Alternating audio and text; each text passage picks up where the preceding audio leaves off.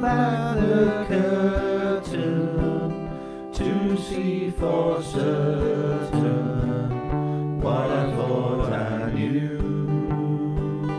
Far, far away, someone was weeping, but the world was sleeping. Any dream will do. I wore my coat, with golden lining, bright colors shining, wonderful and new. And in ease, the dawn was breaking, and the world was waking.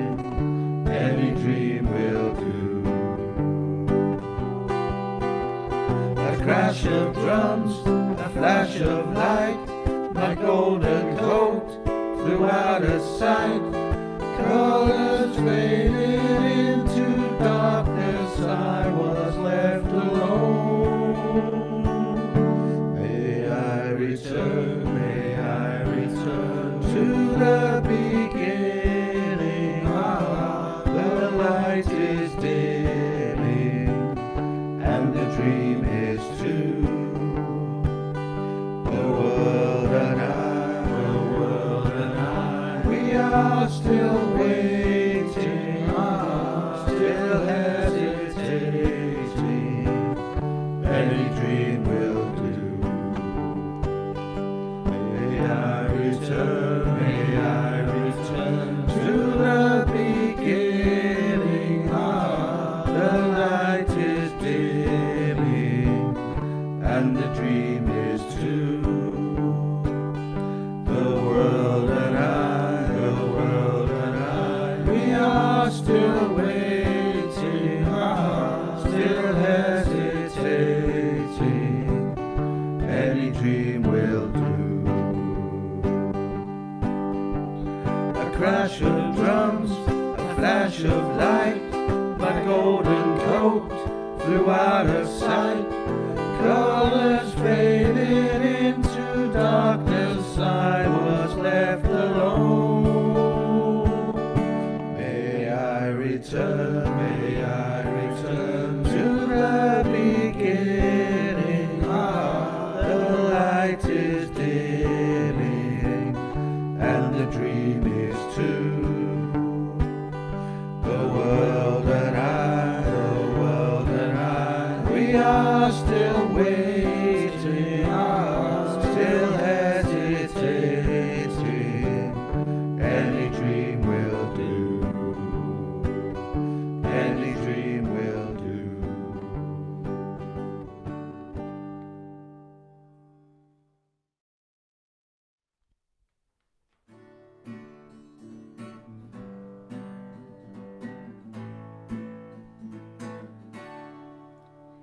I look at my reflection, but I don't know who I see. I'm lost in a world that wasn't meant to be. It's the storm before the sunshine, dancing rainbows to the sky. The puddle and reflection of the hurt we leave behind. Serenity is what I need, it fills my soul with joy. My heart reflects my feelings, my body feels bliss. Looking in the mirror, what do I see? A star, a stronger, more adequate me.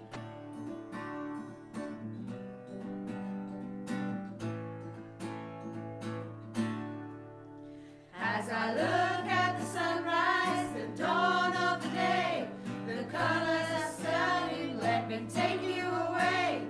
I've waited for this moment to bring you into my dance. In the morning I'll call you, let's take a chance. Possibilities are endless, don't you agree? Where could they take you today? Take those possibilities and grab them by the hand. Let them take you on a journey to a more exciting land. Serenity is what I need, it fills my soul with joy. My heart reflects my feelings, my body feels bliss.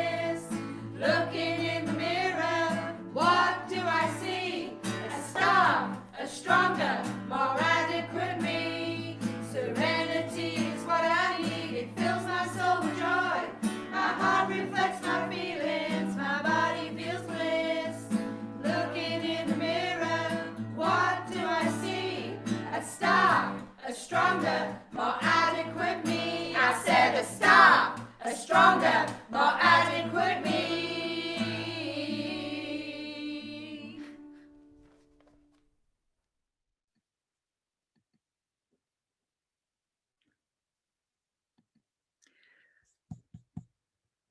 Well, good morning, everybody who's joining us from all over the country and I think from other parts of the world too.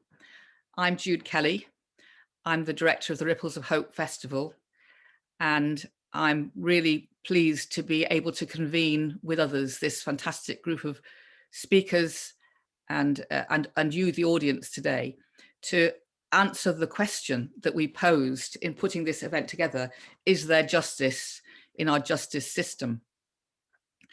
Before I explain the details of what we're going to do this morning and think about that question a bit more closely, can I introduce our two BSL signers, first of all, Jacqueline Lewis, who's signing at the moment, and Pam Jones, who'll take over from her on a 20-minute rotating program as we go through these 2 hours. They certainly are going to be working very hard. And as they always do, Jacqueline, hello. And if you do need BSL, could you go onto the closed captioning button on your Zoom? Now, the festival, Ripples of Hope, is predicated on the idea that all of us have to find out how human rights can become a reality for us in our individual lives, in our community responsibilities, and in the way that our country operates. It's not an academic idea, human rights. It's something that has to belong to our lived experiences. But for human rights to matter to all of us, they have to be informed by what each one of us is experiencing. And that requires us to know a lot more about each other's personal circumstances and about systemic injustice that's implicit inside societies and systems. So we'll be talking about that. But I wanted to just, first of all, draw attention to the music that you heard as you were coming into the rooms. So much of the Ripples of Hope Festival, which we're doing in partnership with Home, is starting from the idea that the human soul manifests itself through all kinds of ways of reaching out, and art, music, dance, drama, literature, film. I mean, this is all part of how we as humans have found ways of speaking to each other about who we are and what we feel. And those two pieces of music that you heard just now, the first that Any Dream Will Do was part of a group from Kemple View. It's a 90-bedded service that treats male patients with a mental illness and or a personality disorder. And it focuses on maximizing their opportunities for recovery, for rehabilitation, for new opportunities, independent living. And then the second that you heard, A More Adequate Me. And they were both really powerful pieces, I thought, because they zone you straight into people. You know, we imagine those people singing that song and those words. And the More Adequate Me was presented by New Hall, which is a prison and young offenders unit in West Yorkshire for women aged 18 and over. So we'd like to thank them very much for that. And that's all part of the Speak Truth to Power exhibition, which is presented by Kersler Arts and curated brilliantly by Brenda Burungi, who is herself a poet. Lady Unchained is her title as a poet. And we'll be coming to her later for her direct experience of the penal system and life after the penal system. Just a couple of housekeepings. I mean, it's quite a long session this morning. We've got a lot to talk through. If you're in the audience, you can start sort of putting questions in the chat whenever you like. We won't come to your questions until we've been through a number of speakers. But there is Q&A as part of it. So if you want to put them in the chat, we'll collect them all up, and then we'll, you know, I can't promise we'll get to every single person, but there's often, but there's ways that we will make sure that we cover all the themes that you raise. My guess is you wouldn't be here at 10 o'clock on a Thursday morning unless you were either profoundly interested, professionally connected, or had direct experience of the penal justice system. And for all of those reasons, you're very welcome. Of course, what we want to do as part of the Ripples of Hope Festival is reach out to people who have very little knowledge of other people's situations, so that we can, as I said earlier, be fully informed and fully intersectionally understanding of a society that, you know, undeniably in COVID has revealed, and I would say deepened, inequities and made us, I think, have to face up to the historic nature of racism, and the current contemporary reality of it.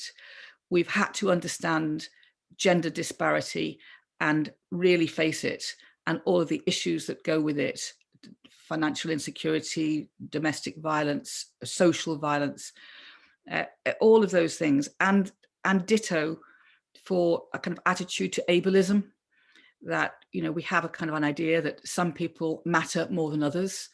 And I think that became very clear when people discovered that they woke up with COVID and found that don't resuscitate was part of the narrative that they were being given, that was being imposed on them. We know from the LGBTQ plus community that the inequities still run very, very deep.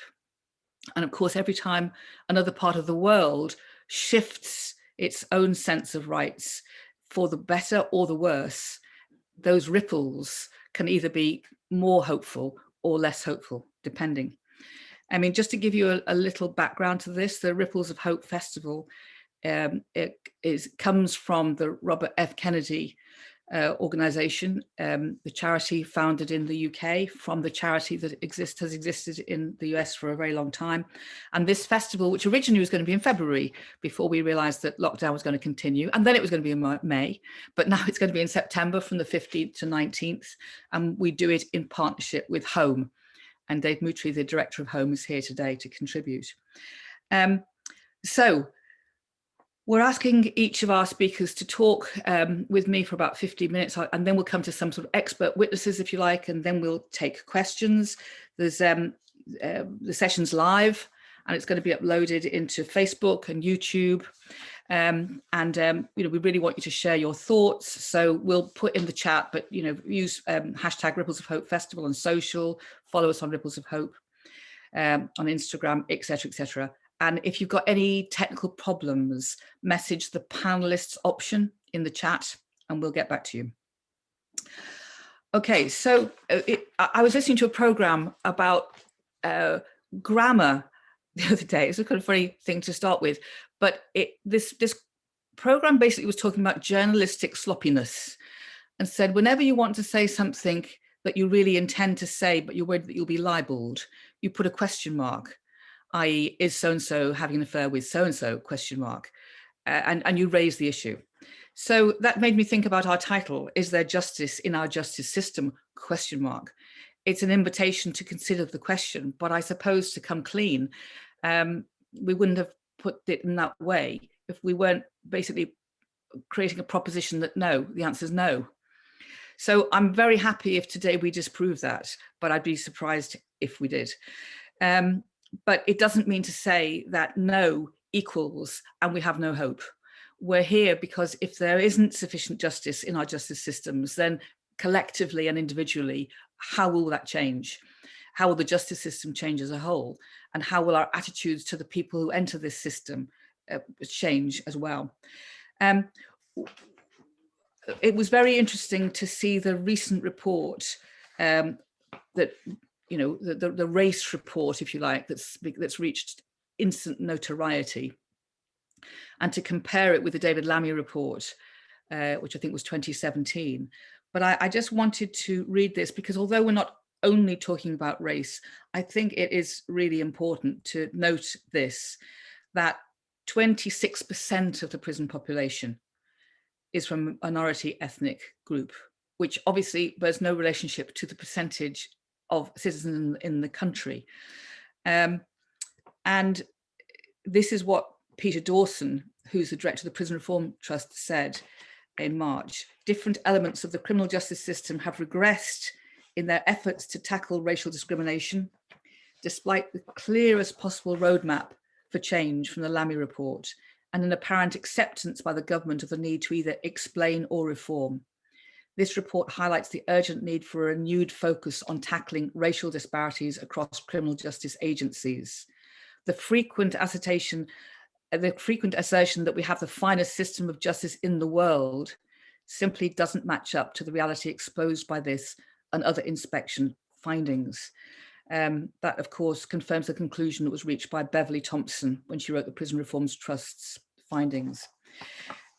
So there's a background of very clear knowledge of where injustice currently lies. But the three speakers that we're going to hear from first are Baroness Helena Kennedy, QC, who's a human rights lawyer and crossbench peer. Brenda Barungi, who I've just said as Lady Unchained, is the poet, broadcaster and public speaker, and has curated this exhibition, Speak Truth to Power, with the Koestler Arts. And then Nazir Afzal, who was Chief Crown Prosecutor for the Northwest of England and formerly Director in London. And most recently, he was the Chief Executive of the country's Police and Crime Commissioners. So I'll come to you first, Helena. You've become a bit of a legend, not just in the UK, but across the world, talking about human rights, human justice, not just for women, although you specialize a lot in talking about the inequity for women. And I'd like to ask you, why is our system not set up for equality? What is it that makes it so hard to change for the better? It's a real privilege to be here with everyone today. And many of you I know, and some I don't. And I think this is a great event and an opportunity to talk about something that's vital in our society. I've been a practicing lawyer now for, I'm embarrassed to say it, but well over 40 years. And I think I should tell everybody that I did not come from a family of lawyers or a family of privilege. I was brought up in Glasgow. I'm a child of the tenements, and nobody in my family had ever gone on to higher education. And I came into the law, and it's too long a story to tell today, but my route has been almost, I think, accidental, in that I came into the law at a time when there were only 6% were women. There were very few people from ethnic minorities, and it was a place to which the privileged sons of the upper classes went to have a professional life, and so I was very much an outsider. My choice of going into law was because I saw around me the ways in which law did interfere with people's lives, the way in which people from my class background were not well served by law. And so that was always a motivating aspect of of my reasoning for coming into the law. And when I started studying law, I came down to London as a student. When I started studying law, we were all made to believe that, the law was neutral. And that basically, if you, whether you were, rich and powerful, or whether you were an ordinary soul, the law would deal with you all in the same way. Well, it became very clear to me very quickly, and I'm afraid it was in my bones even before that, that wasn't true. And so much of my life has been as a defense lawyer, doing criminal cases. And of course, it started off at the lowest level in the magistrates' courts and in the juvenile courts, as there were, and then moving up to more and more serious crime, so that I've ended up doing homicide, espionage, terrorism trials. Now I'm doing international criminal trials in the international courts. So it's been an interesting trajectory. But what I would say about our system, and the question as Jude has posed it, is there justice in our justice system? Occasionally, there are times when there is justice.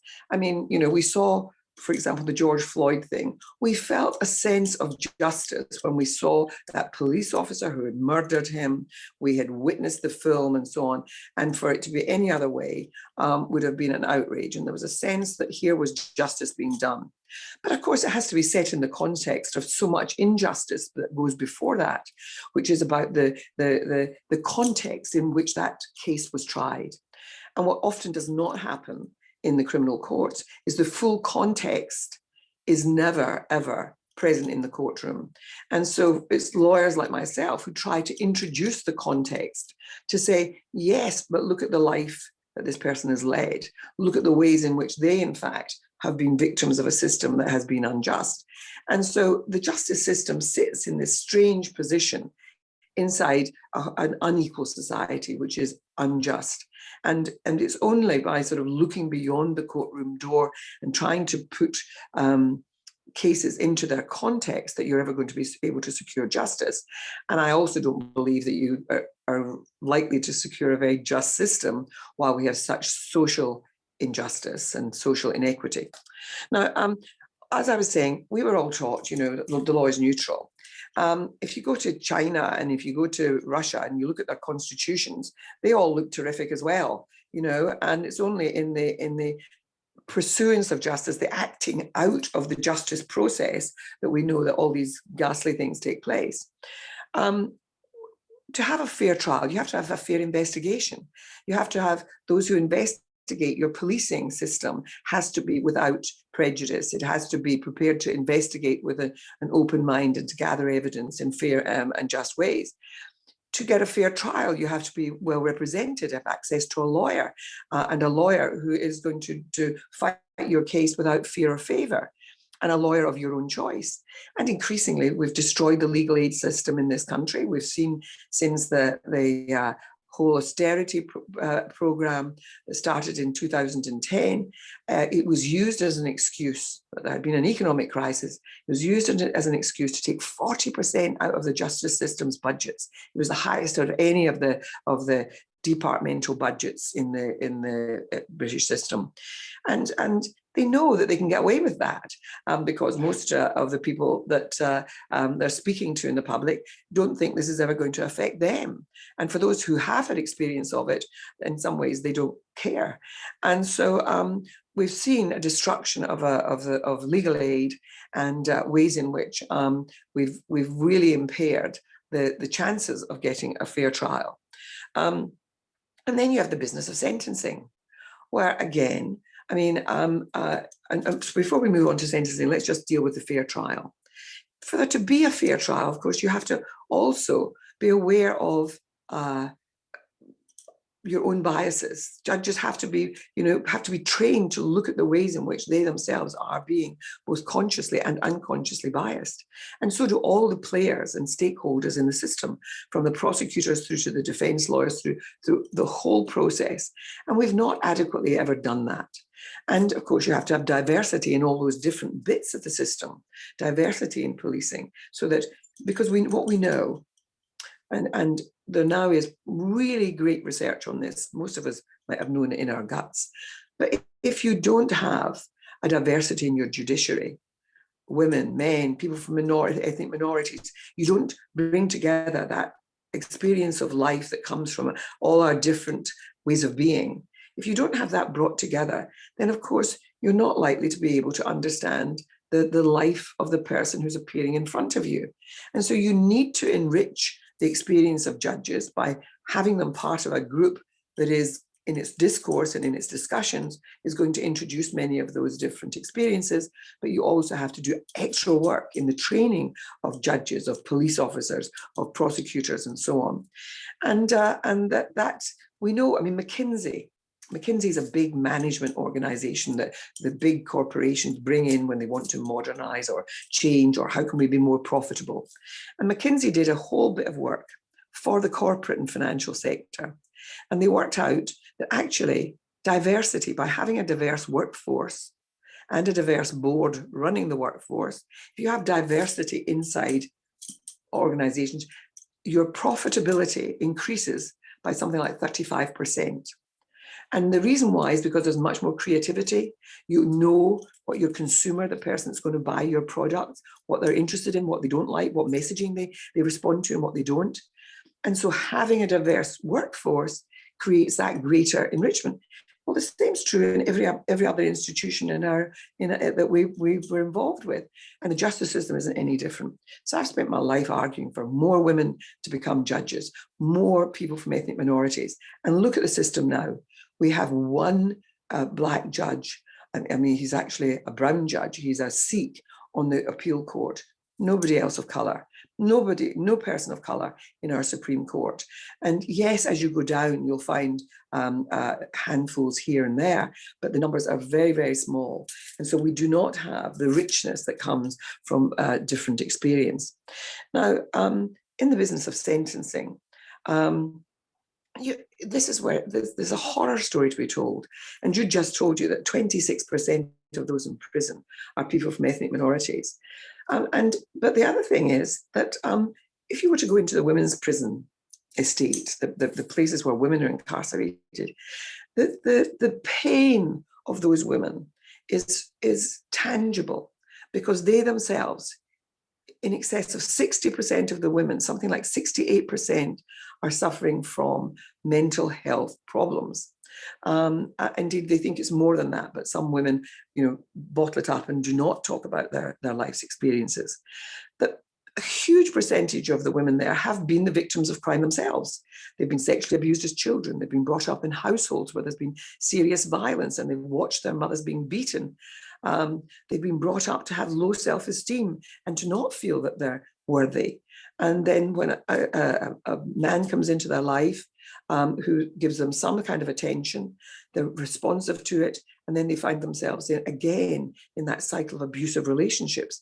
And many a time they're in prison for doing something at the behest of, or because they're coerced into it by the coercive control of partners who abused them. And then the whole business of many of the women are in there because they've got problems of addiction to drugs or to drink, because of trying to deal with the pain in their being. So we shouldn't have so many women in prison at all. There should be a much better discussion about alternatives to prison. And in fact, in Scotland, and although I'm a Scot and you can hear me, I've always practiced at the English bar and now in the international courts.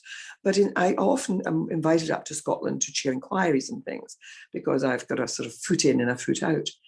And they're now exploring the idea that nobody should be sent to prison for sentences of less than 6 months. It's a waste of time. You can't do anything. And you're really, then people lose their homes, they lose their children into care. And the consequences of it are so dire that we should be really exploring the whole business of getting rid of low-level sentences, not having people go into prison, creating proper community responses to conduct that is designated criminal. Now, obviously, there is also serious crime. And you have to ask the question about what do we do about people who commit very serious crime, where people do stab people and it leads to death, where women do kill their husbands who have abused and battered them. What do you do? Well, it involves very serious and difficult assessments of risk. And those are things that the general public care about. And we mustn't be dismissive of the fact that people want to live in societies where they're not fearful of going out and walking in Clapham Common, like the young woman who was kidnapped and murdered from there when she was just walking home one night during a curfew, during lockdown. And so we have to ask our questions, why should these things be happening? And we want to create societies in which they don't happen, but it's not by being punitive in the way that we've chosen to be. And so I would like us to be having better conversations about our criminal justice system, about how we make decisions, about the failure to take a greater understanding of the context, and to understand that, where there's gross social injustice, you're going to get injustice leading through all of our institutions. So ask ourselves, one of the things that this great sort of set of events is about human rights. And I want you to all to become ambassadors for human rights, because I've, as I said, been practicing at the bar for over 40 years. I was one of the people who fought very hard for us to have a Human Rights Act. And the reason why was because we in this country, our common law system, which people like revere and say it's the best system in the world and so on, it did very little for victims. And so, for example, and it didn't deal with serious inequities. And the fact that we can now use judicial review, which again, this government is now trying to reduce and trying to cut away at human rights, if we didn't have the Human Rights Act, we would not have been able to have the inquiry into Hillsborough. If we didn't have the Human Rights Act, we would not have had judicial review by families who say, I want a proper inquest and inquiry into the death of my daughter. I'm here talking about cases that happened that my chambers were involved in. You know, a young woman who committed suicide. She was a young army recruit, and she was in the cutthroat barracks, and she ended up, because of sexual abuse, harassment, she'd made a complaint about being raped and it was dismissed. And because of the culture of misogyny, she ended up taking her own life. That inquest, which was made possible by taking a human rights case to for judicial review, and it exposed what went on, particularly for women, but for young men too in the army, of bullying, harassment, and the full horrors of sexual crime. So we've got to recognize that human rights are about the respect for each other as human beings, our human dignity being of vital importance, that my humanity is no more important than yours. Now, I was brought up, as I've told you, in Glasgow, and my parents were working class people. But I was taught by my mother, and I want you all to try and breathe this in. My mother always said to me, "You're no better. We're no better than anybody else. Never look down on people." You know, we'd be running through the town, and we'd see people who were homeless and on the street or alcohol problems. And she was saying, "Never look down on anybody, but also don't let anybody look down on you." And I've never ever, I've gone through my life never feeling in any way in awe of people because of their money or because of their status, because I feel that I was brought up to believe that I was as good as any of them. And I want us all to take that message to us, we're as good as anybody. And that we therefore have to be protectors of each other in systems that are not adequately committed to justice. Okay, thanks, Helena. You've given us a fantastic set of thoughts there around the class system, the embedded nature of the class system, the embedded nature and assumptions that it is right and correct, that some rule and some are governed, and you know and how recruitment has followed those lines all this time through, still into the judiciary. You've also kind of drawn our attention through this Cuts to Legal Aid about how the law is a way of removing rights from people, not by directly saying you've got no rights, but removing the means by which they can access rights. And obviously talking about the questioning the whole idea of prison. Angela Davis, interestingly, is one of the great spokespeople now for the abolition of prisons. And I think these imaginative futures, a place that we, in 100 years' time, maybe kind of go, my God, look what they did in those days. That's something which I hope we'll come to. So, Helena, you can stand down, as it were, for a minute. And thanks very much. Can I say one? Yeah. Can I say just one last, which is that I've written a number of books about the legal system and often using women as the paradigm, women as the example of, if it happens to women who are 50% of the population, think of what it's doing to people from who, because their sexuality is different, because of their race or their religion or their disability or whatever it is, the ways in which our voices were not there in the making of law. And I just want to remind people, ask yourselves always, who makes law? And the people who make the rules are the rulers. And so often they're from their perspective. And it's why it doesn't work for so many of us. And they often rely on stereotypes because of not knowing in their own circles, people who are people of color, or people who who are openly gay or trans, or women who are non-conforming to stereotypes of what a good woman looks like. Because they stereotype those who are often different. And the system often operates on myths and stereotypes, which we're unpicking. Certainly, we're trying to unpick them in relation to the rampantly sexual Black man, the only woman who's beaten is meek and pathetic. And of course, it's not true. And we have to keep struggling with that, because there you see again ways in which injustice is perpetrated, and it's continuing. And we also have to recognize we have to have people in Parliament also making law who are representative of all of us. Thanks, Helena. Thank you. And if you haven't read Helena's book, Eve Was Framed, about women in the criminal justice system, buy it. She wrote it. It was a storming success when she wrote it. She's updated it since. If only things were better, they're not. It's still absolutely relevant and important. So do buy that book, Eve Was Framed. So we're going to come now to Brenda. Brenda, you're both a broadcaster and a spokesperson for this whole territory of human justice. And as a poet going under Lady Unchained, you know the power of art, the curation that you've done there, the soul journey to truth. Can you talk to us a bit about, first of all, the reason why you were drawn to curate this exhibition and the reason you chose the title Soul Journey to Truth? That is SOUL, by the way. From the soul. Thank you so much.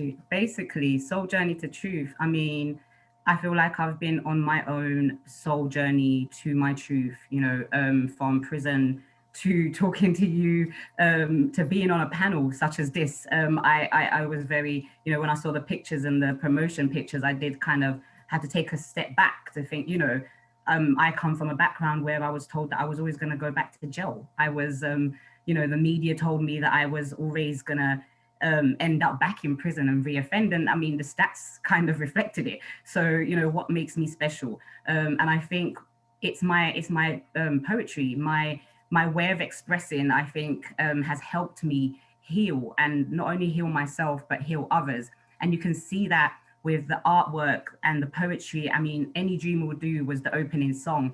I heard that and automatically just thought, how would it feel to walk into this gallery, and hear this song, knowing that the people behind it are literally, the message is exactly what they mean. Any dream will do. Having my piece of artwork in a gallery, that's a dream, and it's happening for them. Having my voice heard by people around me that will never ever get to speak to me or hear from me. Most people go up in the criminal justice system and they're not even allowed to talk. You say your name and you birth, and then you're sentenced. You don't get the opportunity to speak. So when you're seeing this artwork, this is people trying to speak to you, trying to tell you their journey, trying to show you that, they need a chance, they need a way into like this society, open the door for them. But also I wanted people to also understand that I became creative in jail, but I didn't realize I was being creative. I didn't say I was a poet. I didn't plan to be a poet.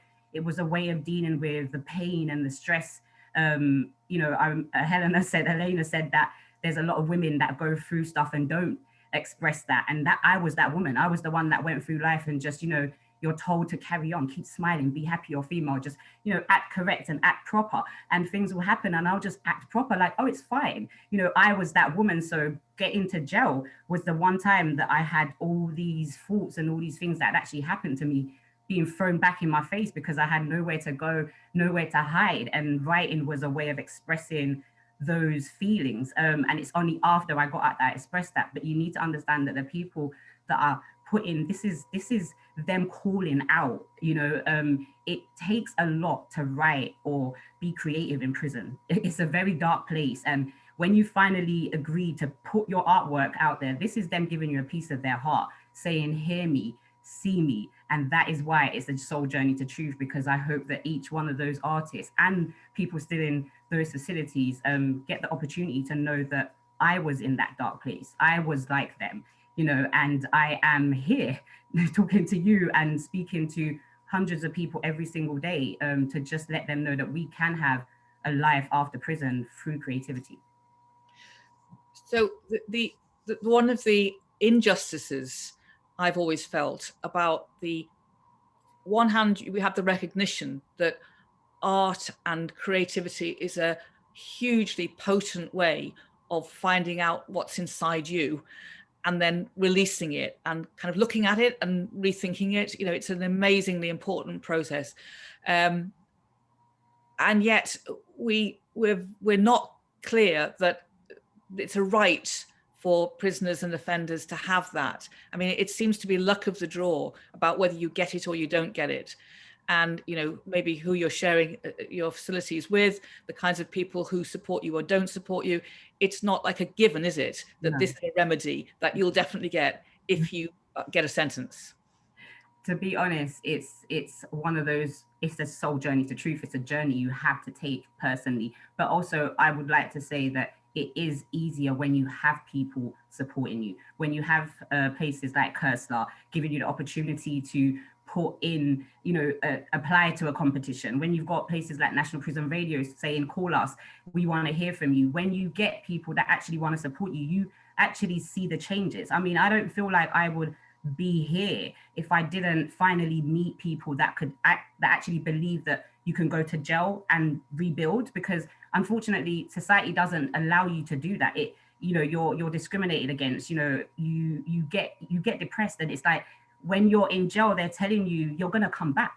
It's like telling a child, you're silly, you're not clever, you're silly, you don't have no, you don't tell children that, and it's just like we're human. So if you're in jail when you're already broken and officers repeatedly telling you, oh, you're going to be back here, you're going to be back here, when you step out of those gates and something goes wrong outside, that voice that you're going to be back here is ringing so loud, and it just makes sense. You don't understand why, but it makes sense because that's what they told you, and maybe they were true, maybe they were right, because there's nobody else like Kersla, like National Prison Radio, like all the charities that work with people.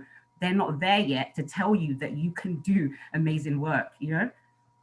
So Brenda, when you went, so one of the questions that we asked ourselves was like, well, who goes to prison? Who gets locked up? And when you stepped inside a secure unit and looked around you, what happened? Did you kind of think, oh, look who's here with me? What was your thoughts about who was there? Firstly, I was surprised that there were so many women in prison. Part of me really didn't. I mean, as a young child, I walked past Holloway so many times and never even once thought, oh my God, there must be so many women in prison. Like, why are they there? Never once. It didn't even register until I was driven in that sweatbox and we turned right and left was my auntie's house. And I realized I have been walking past here as a child, never once imagining that I could go there. And to be honest, there's a lot of Black people, there's a lot of Asian people. And it's funny because Helena did say, who decides, like who made the criminal justice system, who decided who decides who goes to jail and who's more violent and who's more whatever. I mean, we've got to understand that we live in a system that, once had slavery. And if slavery is abolished, then how can we still have so many Black people within the criminal justice system? So for me, I see it as, well, who decided these rules? It's the same people that thought it was okay to abuse Black people, but it's just hidden a little bit better. And unfortunately, I got into the criminal justice system and realized that I wasn't exactly British, apparently, and was told that I will get deported. I've grown up in South London. I am African, but I've grown up here. And so I'm a product of my environment. So if you need to deport me anywhere, it should be to Southeast London. Do you understand? So when I saw all these people and saw white women, for example, say to me, this is your first offense and you came to prison. I've committed this crime like 3 times and this is like the first time I'm in jail. I had to question whether they knew that they were telling me that the system is racist, but I was 21 years old. I had no words. I didn't want to believe it because in school they told me slavery was abolished. They told me racism doesn't exist no more, So it was like being taught, unteaching yourself everything that you got told because it was a lie. Yeah. And so would you say that during prison and after prison, you have been on a political journey? Political, with a small p, as in you've understood the framework in which justice is operating from, because the word justice suggests it's a neutral word that everybody has access to equally. That's kind of the implicit idea, isn't it? But you must have realized, well, it isn't just me. It's not because I'm naughty. I'm not on the naughty step, just because I'm a bad person, but actually there are reasons why I've been trapped in this space. Has it made you more political? 100%. I think, even talking about them trying to build more prisons for women, I'll be honest, I was also probably one of the same people before prison that I kind of looked down at people for committing crimes. Like, why do you commit crimes? You know, I was really like, you commit a crime, you do the time kind of person. So even seeing women in prison leaving and coming back, it confused me, Jude, because I was like, but why do you come back here? Because I really hate this place. I would never come back here. You know, and it's only understanding those women. And like Helena said, like, there's so much things that happen to women before and after their sentence, and women's centers are the best place for them. But these things are not given to women in before their sentence. So you find that women come out and they're reoffending because they're back in a house where they're being abused. You know, they're back in a situation where they're back on drugs again, because guess what? They weren't in jail long enough, or they didn't get the right support in jail, before jail, to get rehab and whatever. There's so many things that could be put in place before that. But I realized that it just doesn't happen. You know, I realized that women, if they're not given a place to go after, they're going to end up back there. And I'll be honest, there's a part of me during my time of finding this person that I am today that I asked to go back to jail, because I really believe that jail was probably the best place, because I came back to a house that, you know, had really bad conditions. I had no job, considering I had, you know, never had a conviction before. I was scared to talk about my conviction. I literally felt like jail was the better place, until I found something solid, like working and, you know, doing National Prison Radio, performing and sharing my story. Until I found that, I feel like there would still be something missing. So I think the justice system, in the way it deals with, you know, people, I don't think it looks at the whole person. I think that there's so many things that need to be looked at before this person is even convicted, sentenced. And that it doesn't look at it. That I don't think it does the right things in order to make sure that that person heals and gets out and does what they need to do. Because I don't think the justice system done that for me, to be honest. I done that for myself, because I was angry at the fact that I ended up in jail, you know, with an education, and I ended up in jail with, you know, at such a young age, and I messed up my whole life. That's how I looked at it. So I had to figure out how I can fix it. Jail never helped me do that. It was me. I did that, and I did that through believing in myself again, and also working with charities that really believe that you can turn your life around. Yeah. Can I ask you one more question, Brenda, which is, we talk now about lived experience being the best way of systems understanding something, i.e. go to the people who've experienced the systems and learn from those people. Have you ever formally been asked by the justice system to kind of report into them, like what your experience was and what your advice would be? No, but I'll be honest, I really question why that hasn't happened, because I'll be like, literally about just before COVID, the pandemic, I was sent back to court. Apparently I owed 59 hours of community service from 5 years prior. Now, 5 years, I had set up a platform that works with artists with lived experience of the criminal justice system. I'd done a TED talk. I was going back into the prisons and leading, facilitating workshops. I was mentoring, you know, in that 5 years, you know, I was going on to BBC, creating documentaries, going into women's centers on my own. There was no help of probation. There was no help of nobody. But because there was that whole, I think the probation split into two, and then there was the handover, took really long. You know, I was sent a letter saying you have to appear in court or else, do you understand? And we are going to push for this, you know, the threats. And automatically I became that 21-year-old that was scared that I could go back to prison. I became nervous and angry and questioned why I was doing all the stuff that I was doing if they're only going to take me back to prison, you know. And thank God I had therapy and support that I, you know, and a solicitor that really had my back, you know. Thank God I had that, because if I didn't, I'm scared that what would happen. But guess what? I went back to court and they apologized, because they had never seen anybody like me, apparently. And I wonder why the justice system is still not, you know, talking to me, especially in regards to reopening foreign national prisons that, you know, for women, which I was in and was the worst part of my sentence. You understand? So I would like to know actually why they haven't contacted me, because I think I would be the best person to have these conversations, especially when talking about reopening prisons for women, more prisons, and reopening foreign national prisons where I was nearly deported. Okay, thank you, Brenda. And can I just kind of reiterate to everybody watching and listening that the exhibition, the Koestler Arts exhibition that Brenda has curated, Soul Journey to Truth, is full of absolutely fantastic stuff. It isn't just visual arts, it's film, it's music. It's all kinds of expressions And it also Not has just of the criminal justice experience, actually, but sometimes just expressions of the beauty of nature, expressions of the happiness of a child. I mean, it's a way of understanding that these people are not numbers and they're not collective prisoners.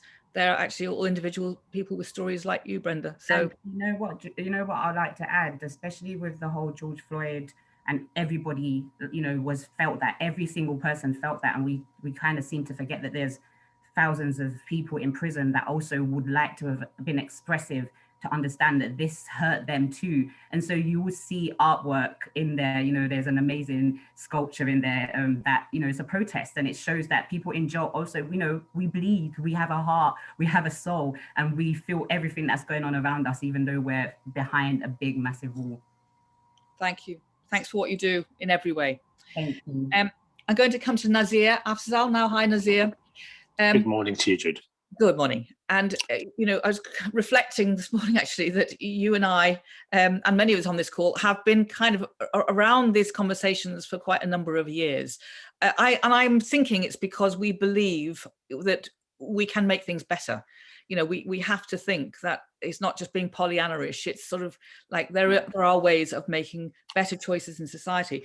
So do you think at the moment we have fairness of prosecution? And, and if not, why not? But perhaps most specifically, what are the levers of change that you think we've got to have the courage as a society to get hold of and do something with? You're absolutely right, Jude. Well, I was listening to Brenda a moment ago, and you asked a very, very pertinent question about whether or not she's ever been asked her experience. And that reminded me that 20 years ago, when the Home Office were developing their first ever serious violent crime strategy, I was talking to groups of charities that were run by former organized gang criminals, and they were working to try and prevent future criminals, following in their footsteps. And the Home Office said, no, we can't speak to them because a CRB, a criminal records check, will show they've got a conviction. I was thinking, well, isn't that the point? But you see, people use process to prevent the conversation. And clearly, anything to do with prison is a political choice. I mean, to put it bluntly, the government, the state, decides what's criminal. The state decides what it will resource in terms of investigation and ultimately prosecution, and then what will happen in the courts. And that choice is not one that any particular individual makes.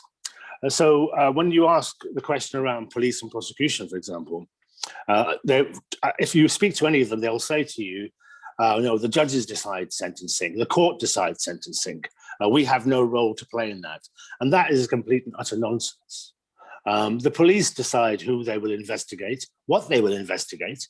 They'll decide how the investigation goes. The prosecutors will decide what charges to bring and whether or not those charges should be pursued with vigor and robustness. And then ultimately the court will make a decision based on that.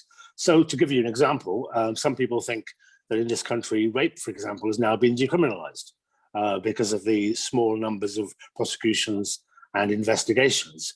But if you throw a statue into a river of a former slaver, expect the police to come knocking on your door and for a prosecution to follow.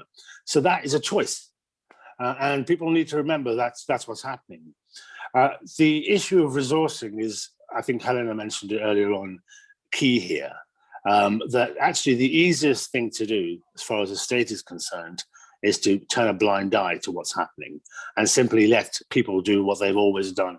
And that's why we have the third largest prison population in Europe, only surpassed by Turkey and Russia. And that's why we spend £3.6 billion on the prison population, which is only surpassed by Russia. So we've made that choice. We've decided that's what we want to do. We want to lock people up. And of course, nobody on this call will say that serious organized criminals, serious crimes should not lead to prison. That's, just 2 years ago, my nephew was murdered in a knife attack, unprovoked attack. That young man who did it will serve the next 17 years in jail. last week. His family member that tried to cover it up was convicted, and he will spend 5 years in jail. That's a serious crime for which there are serious consequences. But Brenda made the point, I think Helena made the point as well, why do so many women go to prison? 4,000 women or thereabouts are in prison, and the vast majority are in for very small sentences, very short sentences, for crimes which again, Helena made very, very clear to you, often are coerced or controlled by men, and yet we simply put them in prison. And why is it that 1 in 7 prisoners are from Muslim backgrounds? And the vast majority, we're only talking about, people make assumptions that they must be there for terrorism. About 250 are there for terrorism. 14,000 others are in prison, and the vast majority of them are in for drug-related offending. We've made a choice that drugs are criminal. We cannot and possibly decriminalize, and therefore, if you're involved in the drug trade, you will go to prison. That's a political choice. And so underlying all of this is political choices. Now, so I was criticized in 2011, for example, when we had the disorders taking place around the country, riots, some people will call them, because we charged many of the people who broke into those supermarkets and shops with burglary rather than theft. They broke in, they stole. They may only have stolen a bottle of water or whatever it may be, but it was technically a burglary. And what happened then was this court was sentencing them for 2 years or a year or 18 months in prison, when previously they might have got a fine or something, or a lesser penalty. And that was, I think, a reaction to how the community felt about those disorders. And so going back 15 years, when I dealt with the Danish cartoon protesters, there were people walking through the streets of London carrying placards saying, behead this, behead him, behead her. And they were using megaphones to do the same thing. And rather than charge them with straightforward public order offenses, 6 of them were charged with soliciting murder. And they went to prison for up to 6 years in some cases. But you don't see those placards anymore on the streets. You don't see megaphones being used calling for the beheading of people. So prison acted as a deterrent. Prison acted in the right and appropriate way, in my view. But as it's been said, we overuse prison. We overuse it to the point where, quite frankly, most of the people in prison shouldn't be there. And we forget, and I think it's touched on by Helena, that a significant number of people in prison did not commit a crime. They were convicted based on evidence. There might be people lying. People lie, I'm afraid, Jude. And it's for the authorities to try and identify who's lying and who isn't lying. And then for a jury, which is 12 of us, 12 normal human beings, to make a judgment based on what the evidence is. And so there are people in prison that shouldn't be there because they didn't commit a crime. There are people in prison who shouldn't be there because there are other ways of dealing with them. And we don't do that. Our diversionary techniques, we call it diversion, where you prevent somebody from going to prison that otherwise would go to prison, are really poor and poorly funded. They are poor. They're not so successful when they work, but they're poorly funded. So things like rehabilitation, things like restorative justice, where you meet the victim of your crime, they are massively impactful. I was the subject of a significant amount of online trolling a few years ago when I was in role, and the police identified a 15-year-old boy who was responsible for it. And rather than prosecute him, I happily met with this young man. And for 30 minutes, he cried and cried and cried and cried. And I can assure you, he has never done anything since. You know, that worked. Restorative justice works. Diversionary techniques work, but we don't fund them because we'd rather spend £3.6 billion on putting them in prison. So you're very clear about the fact that there is some point to incarceration when society needs to do zero tolerance in certain kinds of contexts. That very often people are in prison for things that are like a political choice of the society in terms of, like, not for alcohol, but yes, for drugs, as it would be an example. And that people are there as a result of other people lying, or, you know, the lack of proof, et cetera, et cetera. And we've talked about the disparity, the racial disparity, and the fact that many women are there because they have been coerced into crime, but they're still locked up. Do you see the system changing in a positive way? Is it moving? I mean, only if we shine a light on it. And this is the thing, I've long called for transparency. Do you know what happens in a courtroom? In the old days, it was the theatre. people would go in the public gallery and watch what's happening in their name. It's because we're paying for it. It's happening in our name. And people don't do that anymore. And what I would love to see is live streaming. I would love you to see what happens in your name, with appropriate protections, obviously, for vulnerable victims and witnesses. I'd love you to see what the sentencing is like.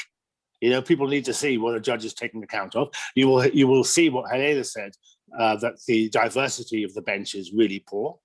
You know, the vast majority of people are sentenced by magistrates, not by judges. 3 members of the public who have no legal training, potentially, and they are as undiverse as the judiciary. And so they see, I remember dealing with a case some time ago, a bail application. I was dealing with 50 bail applications a day. I was never looking behind me as to who was in the dock.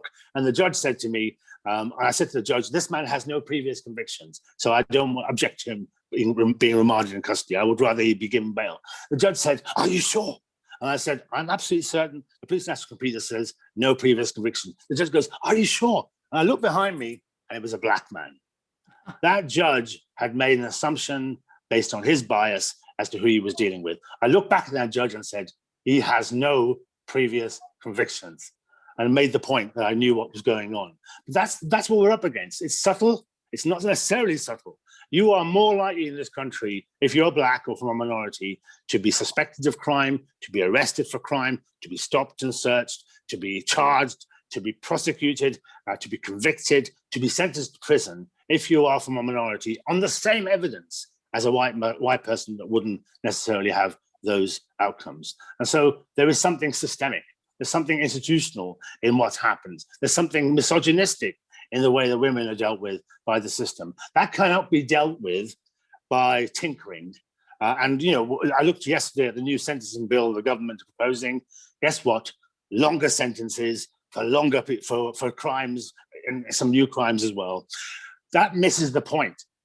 There is no point talking about sentencing if nobody's going to be investigated at the beginning, or nobody's going to be arrested. If the resources aren't there for the police to do their job and prosecutors to do their job, you are just simply grandstanding. And that's all that seems to be happening, is grandstanding when it comes to the justice system. If you don't resource it properly, you get to the situation where the wrong people are in prison, often for the wrong crime and for the wrong time. And I think we've got to firstly hold government to account, but we've also, by shining a light on what's happening, that's how we change public opinion. The public, if you ask them, I'm pretty sure if they've been asked regularly, say, lock them up, lock them up. That's their view, because that's the way they've been trained. That's what they see on the news, etc. But actually, when they experience what happens in prison, i.e., when they are in prison, and you'll hear from others later, they're not rehabilitated. They're locked up for 23 hours a day. They're not given any training, any support. They come out. We call it the revolving door. They go into prison. They come out of prison. They go into prison. They come out of prison. And Helena made the point very well. Once you're in prison, particularly a woman, you lose everything that you have, and you're going to end up back in crime. It's strangest thing, Jude, is that very often when they leave prison, the person that put them in prison in the first place, the person that coerced them, controlled them, is waiting to pick them up. Yeah. What kind of system do we allow this to happen? We made a choice here. We've made choices, and it's about us all standing up and saying we can make a new choice, which is about diverting people from prison, about ensuring only the right people who deserve to be in prison are there. When they are in prison, we rehabilitate them, resource it properly, and support them when they come out. Yeah. Thank you so much, Nadia. There's a question here actually from Sarah Pritchard, who spent time inside the system, a woman obviously, and she says that she was given custodial sentence when men weren't for the same crime. And then also when she came out, because of the DBS system, where you have to disclose your sentencing, it's been incredibly hard to forge a new life. And I was just wondering whether, you mentioned misogyny, when the judge looks at a woman, women aren't supposed to be bad, are they? But when they are bad, they're very, very bad, and then they have to be more punished. And then I agree with you entirely. And I think there's a real campaign right now about expunging or removing the conviction on the record in relation to so many of the women that you just mentioned, because they're victims first and foremost. I've dealt with, when I was dealing with child sexual abuse, a lot of the women who were abused ended up being involved in low-level criminality, ending up going to prison, and their whole life is tainted by that. we need to have this conversation about how we deal with people who've offended and what the root causes of the offending have been. But absolutely, I'm very much in favour of expunging, removing any reference to somebody's conviction where there is clearly evidence that they were a victim of crime. Yeah, there was a campaign I was part of a couple of years ago that led by Fiona Woolf, who was then the Lord Mayor of London, about like not putting that box on. So get rid of the boxes that you have to tick, because I know so many people apply for a job, see the box says, have you got a criminal conviction? They just don't carry on with the application because I think we can't fix it if we carry on. There's a saying, isn't there? You won't make a difference unless you act differently. Yeah. And what tends to happen is we just repeat and repeat and repeat, and guess what? We have the same outcome. So thank you, Nazir. Helena, I've got a question for you in a short while, so I hope you're there. But before I come to you, I want us to go to Simon Armitage. Simon's the Poet Laureate of the nation, as you all probably know, and he's the current National Poet Director of the Poetic Declaration Programme for the Ripples Festival. So Simon has been gathering together poets from around the world to respond to the 30 elements of the Human Rights Declaration. And it's going to be some fantastic work revealed in our festival in September. Significantly, Simon worked as a probation officer until 1994 in Manchester, and also made a very powerful film about Feltham Young Offenders Unit a few years ago. So Simon, can I come to you? Can you tell us a little bit about the context in which you're receiving this story? I mean, how are you feeling as a post-probation officer, but somebody who is still very committed to the idea of human justice? Yeah, it's very interesting listening to Nazir there, particularly in relation to women in prison. You mentioned the film that I'd made in Feltham, which is a young offenders institution for young men. After that, I made another film in Downview prison in Surrey. It's a women's prison. And I suppose anecdotally, but nevertheless very powerfully, it struck me that everybody we talked to, everybody I wrote poems for, everybody we filmed in Downview was in there for something really that a man had done to them or had asked them to do. Most of the people that we were talking to were serving very long sentences for moving drugs around, quite often internally in body cavities. So, they were doing very, very dangerous things under threat and under duress, and had been forced to do those things by men, and were serving long sentences as a consequence. Other things that I was just reflecting on from that last contribution, were really to do with how those support services around criminal justice have really been running to the ground since I left the probation service. The whole point of the probation service, it was built around the idea that prison is not a good thing. Absolutely agree with the idea that there are a number of people who have to be removed from society because they are very dangerous. But society is a human construct. It's not a set of absolute God-given values. It's not a naturally occurring phenomena. So if you create something called society and you exclude people from it, I think you have an absolute duty to treat those people who are excluded in the way that you would expect to be treated outside, humanely, is what I mean. And, the probation service tried to operate as kind of interface between, what was quite a cruel system and the idea that, people can be helped back into society. And very often the resources weren't there. So, we applied our trade both outside prison, trying to keep people out. It was interesting hearing Nazir talk about bail. I don't know if the law has changed, but when I was working as a bail intervention officer in Oldham Magistrates Court, bail was a right. It wasn't a privilege. And, the probation service tried to provide information on everybody going into court each morning to help their bail application, because we knew that if they ended up inside the prison system, even on remand and in custody, that was going to lead to further problems. And then, of course, we also worked inside prisons as well, trying to, help people either who were serving, sometimes very long life sentences, or help people adjust, because at some point they would be coming back out. So you left the probation service, and obviously as a poet, your work looks at all kinds of internal landscapes, your own, imagined other people's, and also the external impact of the way society has chosen to organize itself.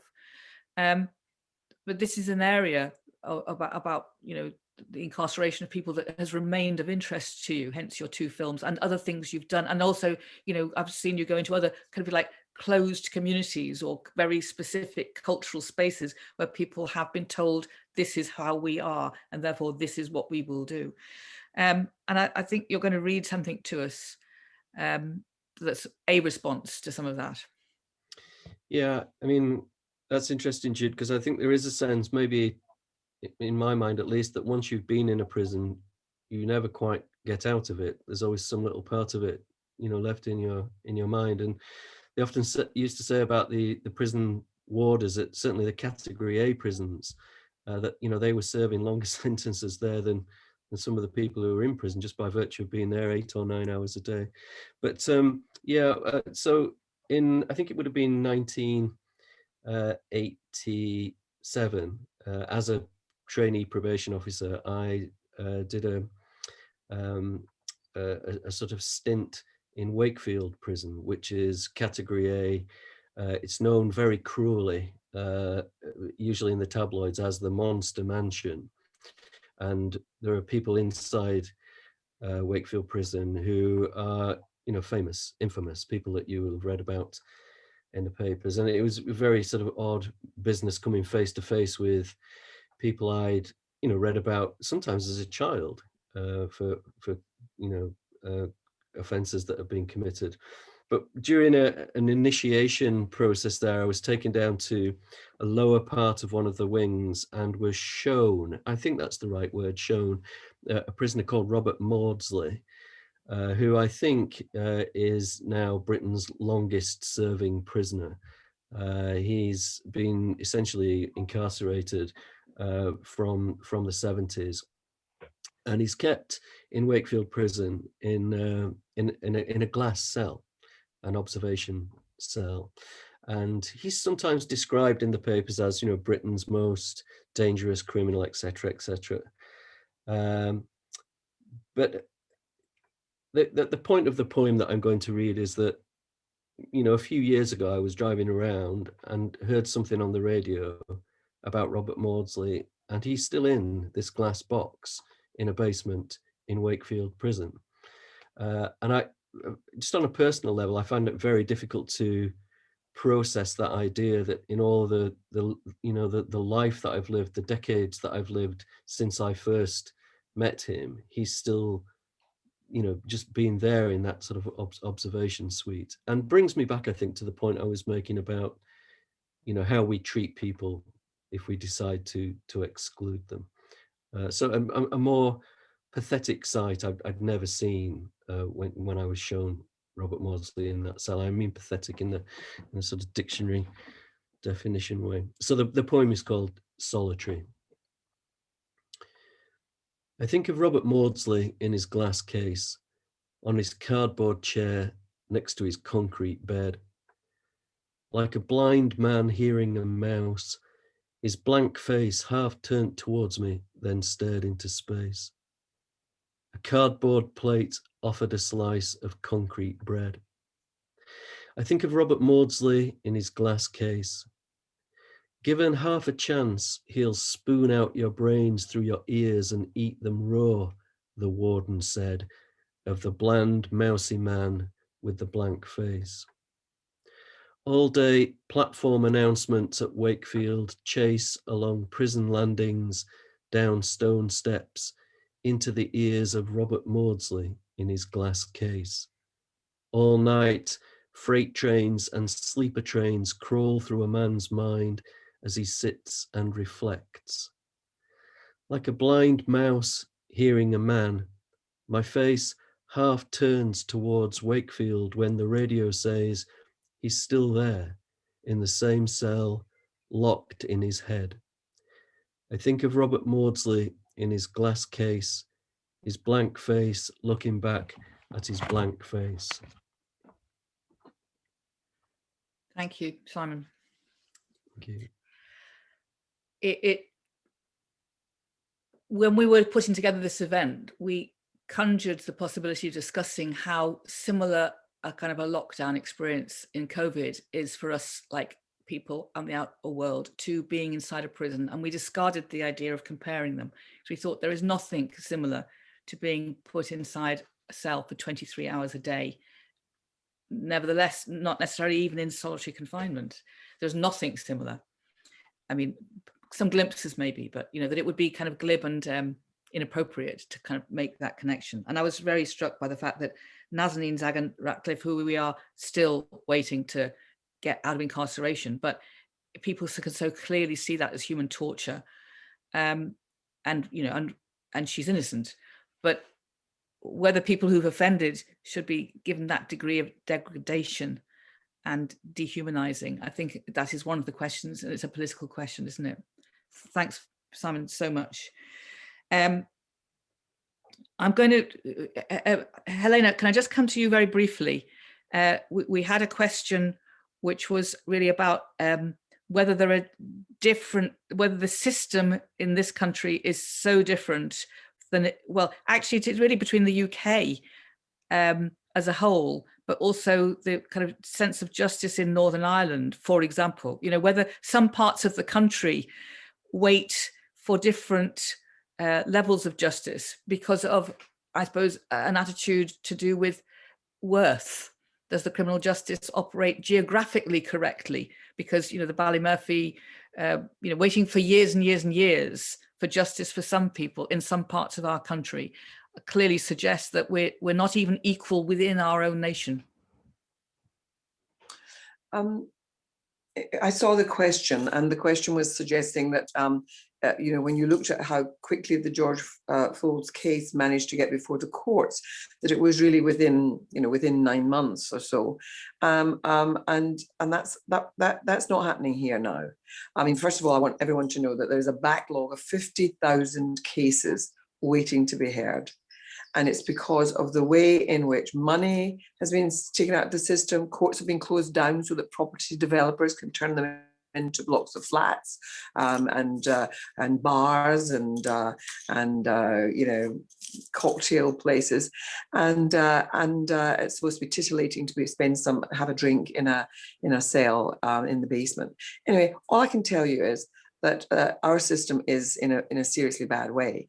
But I suspect that a political decision was made in the United States to get the George Floyd case dealt with this speed that took place, because there are plenty of cases where people wait for a very long time to get justice, and it varies from state to state. But I think the high profile nature of that, the way in which the world's focus was on it, meant that it was expedited, and that would probably happen here too. The Irish cases have been a scandal because, of course, you know, the people, those innocent people who were killed, were attending a demonstration, and they were basically shot for being present. And of course, it was covered with allegations that they were people who were themselves terrorists and all kinds of things. And the same thing is being said just now in Belarus and in other places where protesters are attacked in vicious ways, where the freedom to protest is being interfered with. But to go back to Ireland, I just want to say that it is one of our shameful episodes in our history, and we have still, you know, used political machination to delay opportunities for people to get justice, undoubtedly. I think it was Nazir who said so brilliantly that people are making decisions all the way down the line, from police making decisions, from people in making prosecutorial decisions, from people making, and of course, people don't even have to be told. I used to, when I was young, people used to say to me, I bet the Home Secretary will phone the judge, and they don't have to phone the judge. It's a sort of, it's what's called hegemony. People breathe it in the atmosphere of what's expected of them and what's deemed to be important and what's not deemed to be important. I thought that it was one of the most important things of Nazir's very wonderful exposition of the way in which a system quietly and silently and as soon as you challenge it, they would say, no, of course not. So hard to prove, but we know that that's the thing that goes on. Thank you, Helena. And thanks, Siobhan, for that question. So I'm going to come to now a kind of short, sharp group of questions and responses from experts. I'm hoping in the audience you're not all experts, because if you are all experts in the audience, then in a sense, we're talking to the converted. It's likely that we are mainly talking to the converted because, as Nazir said, and as Brenda says, most people who walk past prisons don't give it a second thought. We've been told what we ought to think, which is lock them up and throw away the keys. And, a lot of people just are happy to leave it that way until they have direct experience themselves of the criminal justice system. And then, of course, everything changes. But Matt, you are the director of Homelessness Arts International, and you have spent your career ever since I've known you, which is for a long time now, working on how to give the dignity and expressiveness to homeless people in a way that allows them to remember who they are, recover who they are, but also explain to us who they are and what we ought to understand about homelessness. But there is a huge relationship between homelessness and incarceration, and the issues that go into homelessness and how people end up as part of this whole system. It was so interesting in COVID that we snapped our fingers and then suddenly nobody was homeless for a period of time. And so you can clearly do snapping of fingers around everything if politically you wish to. So I'm interested to know, where do you think that our attitude to dignity and homelessness sits in relationship to our attitude to prisons? Thank you, Jude. And just hearing the speakers, every time I hear and speak to Brenda, she becomes one of my heroines, even more amazing role model. I'm not a specialist at all in criminal justice, but as you say, there's intersectionality with homelessness, which I've been working in for a couple of decades. I've got sort of three main reflections on what I've heard, and one of them is about power. And so much of the problem with social justice and the world is about power inequality, and this happens a lot in homelessness as well. People aren't listened to, and as has been said, we have to take action. And what action can we take within society, within organizations? One surely is to make our own organizations as co-created as possible. We've got 50% of our board and staff, people who are or have been homeless, people who've been through the criminal justice system, and enabling a platform for voices is essential. And I think with local authorities who are, by and large, there are people who are activists within those local authorities, and be able to create more co-created structures within them, which we are doing in homelessness. People do want to listen, and those ripples can spread. I think the second point is about community, and we find that a lot of people we work with have come out of certain communities, some very positive and some not so positive. And there needs to be a sense of awareness when people come out of the military, of prison, of homeless centres, that community has disappeared for many people, and they can be very isolated. So the work of the National Criminal Justice Alliance, all the members, the Kersler Trust, is fundamental when people are all in prison and when they come out of prison. So that more, I guess, it relates to my third point about that holistic approach. We're getting much better in social justice around measuring the impact of arts, of sports, of gardening projects in terms of very real changes in well-being, in resilience, in agency. So, and with some communities which are incredibly toxic, like with gangs, there's something about the identity and purpose that are held within those environments that need to be replaced surely with more positive environments. That's why youth boxing clubs are incredibly valuable. So there's something about really providing alternatives with the community, and that's where the arts comes in, I believe.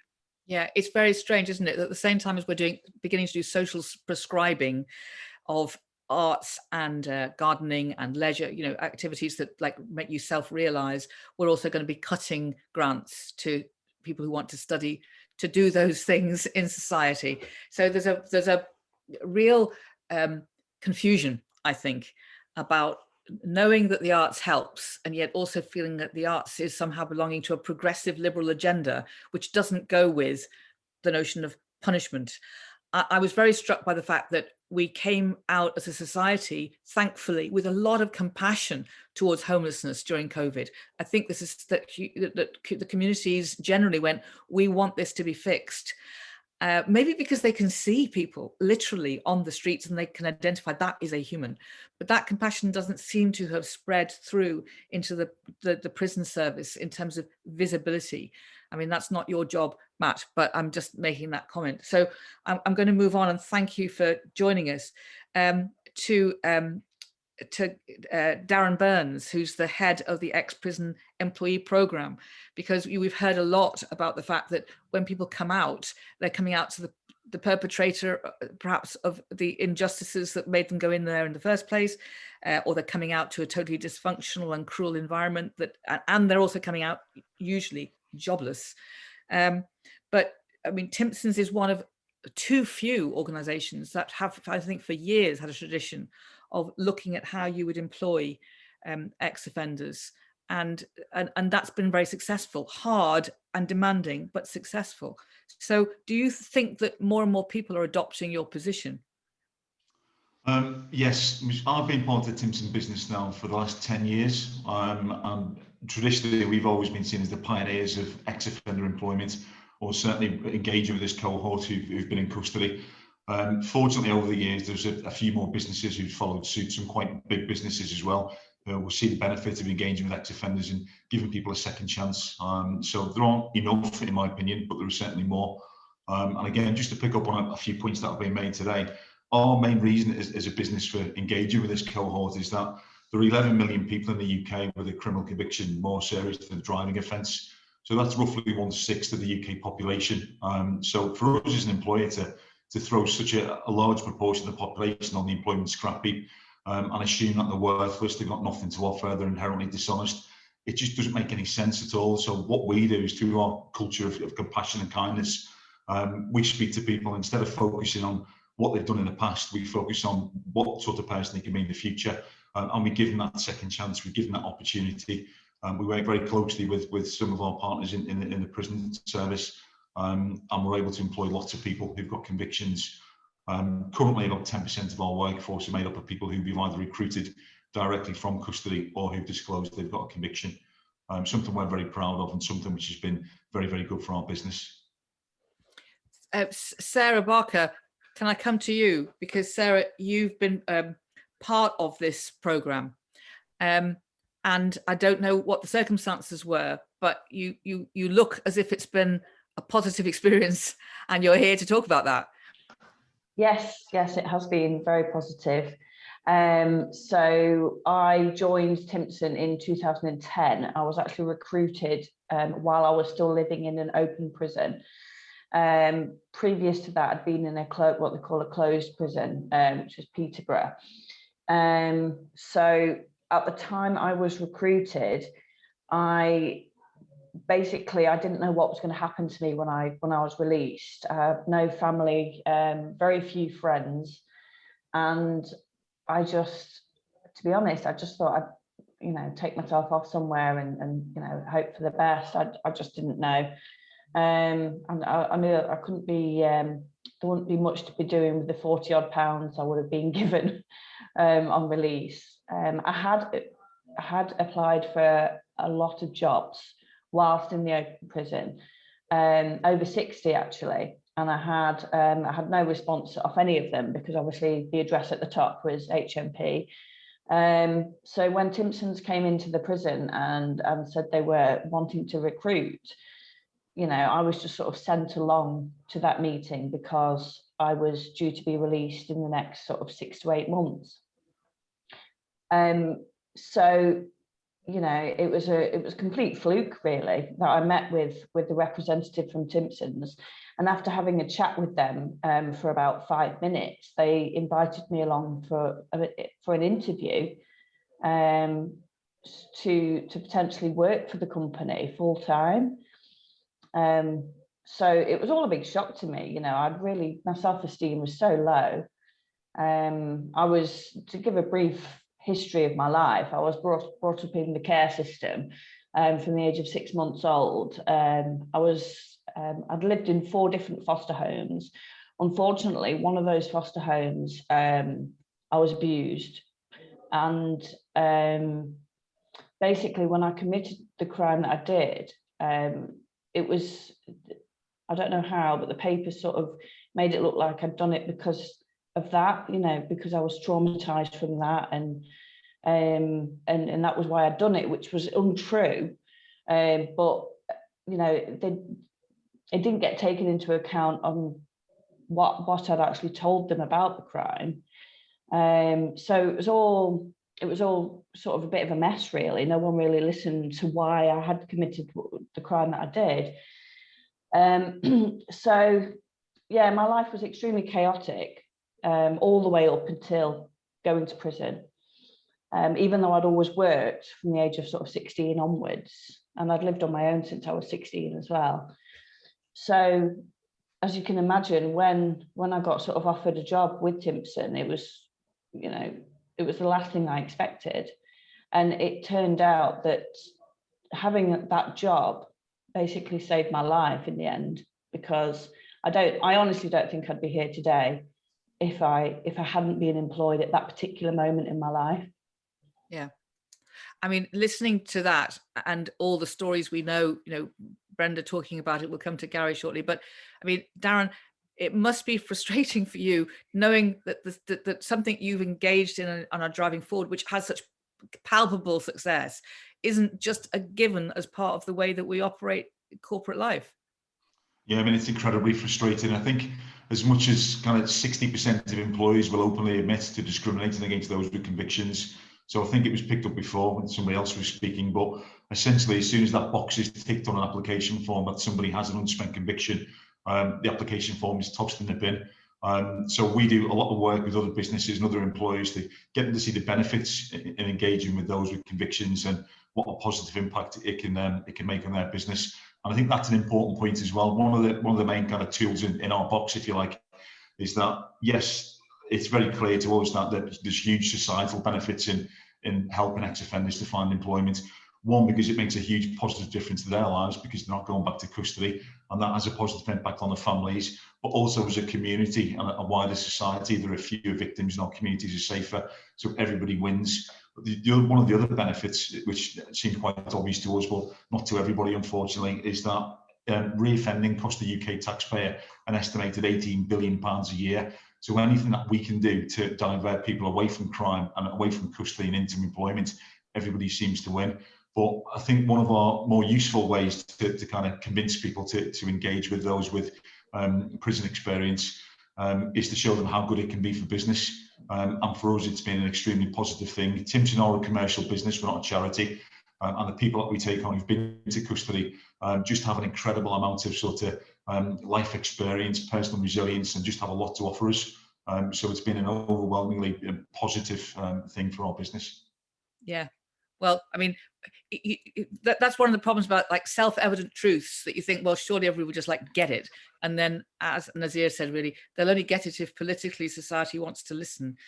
I'm going to go sort of like back into the system for a minute now, because one of the things that is so clear is that most people don't know what goes on inside, and that when you got inside yourself, Sarah, you know, it sounds like, and certainly Brenda's attested to this, there wasn't that much help. It wasn't like you were on a kind of, okay, we're going to educate you, we're going to reform you, we're going to give you therapy, we're going to take you somewhere that we're going to let you come out as a different kind of person. That obviously didn't happen to you, and it didn't happen to Brenda except by chance as she met up with the Koestler Arts. So actually, I'm going to come to you, Gerald, first. Gerald Crunch is somebody who went into the prison system as a visitor quite recently, and then had, I mean, in other words, signed up as a volunteer to be a visitor. And then you've become more immersed in understanding what the system looks like and how it can be fit for purpose. I know that you have always said, and you're right, that we've got to make sure that it's the wider public that we talk to, not just ourselves. But in a sense, you're very interesting because you were the wider public, and Yes. now you are, if you like, an insider, if I can put Yes. it that way. So, Gerald, can you talk about, first of all, the difference between what you thought prison was like when you were on the outside and what you now know it to be about on the inside? Yes, particularly since I went into a private prison, which I'd always, I'd heard was the soft option because they've got showers in their cells, they've got televisions in their cells, they've got phones in their cells. It must be the height of luxury, surely.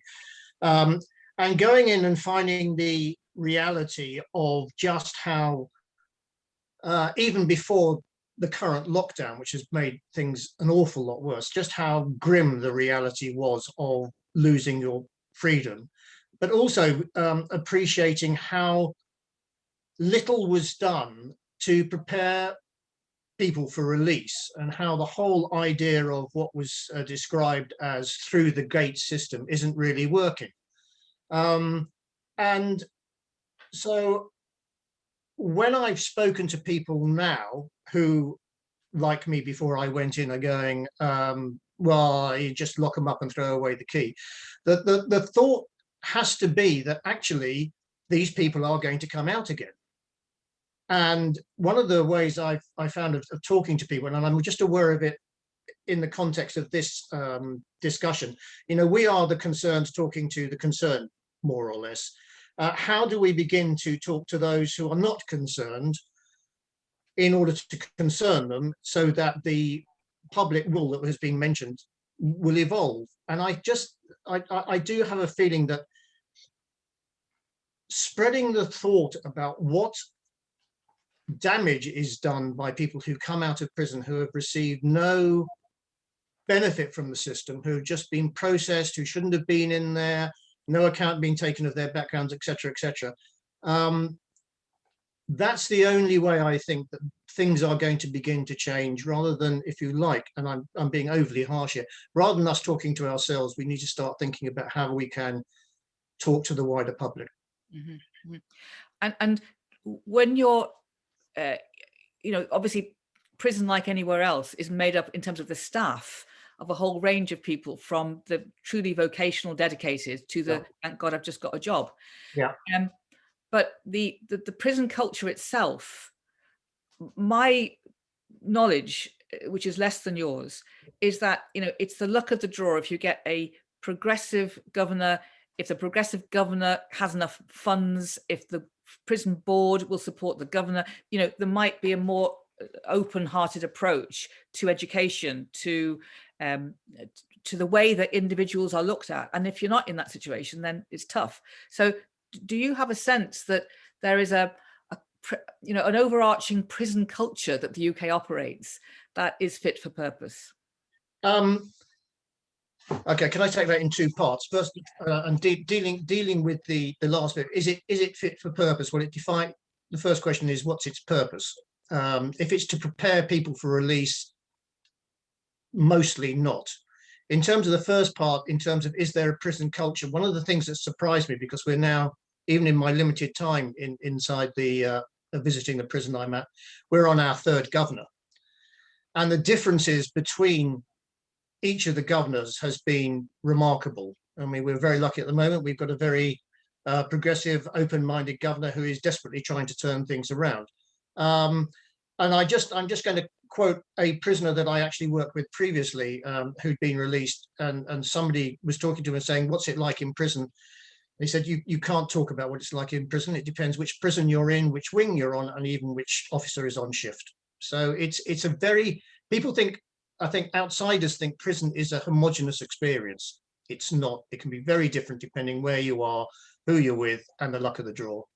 Yeah, I personally think that we need to hear a lot more from people like you who had a view and then have a different view, just based on the fact that you've been there. And you kind of go, and a very pragmatic thing, which goes, well, this isn't helpful.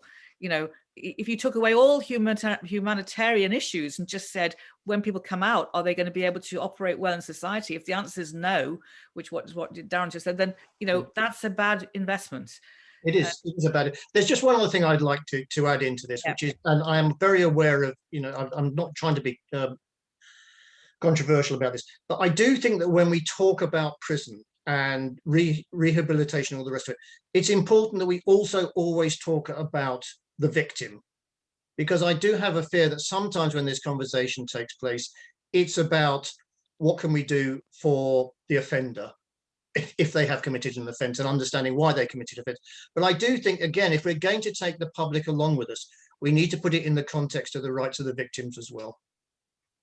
Yeah, well, there's a whole kind of territory there, isn't there, that I think is in very early days of being investigated. And Nazir talked himself about the moment when he confronted his assailant, as it were, and that changed both of them.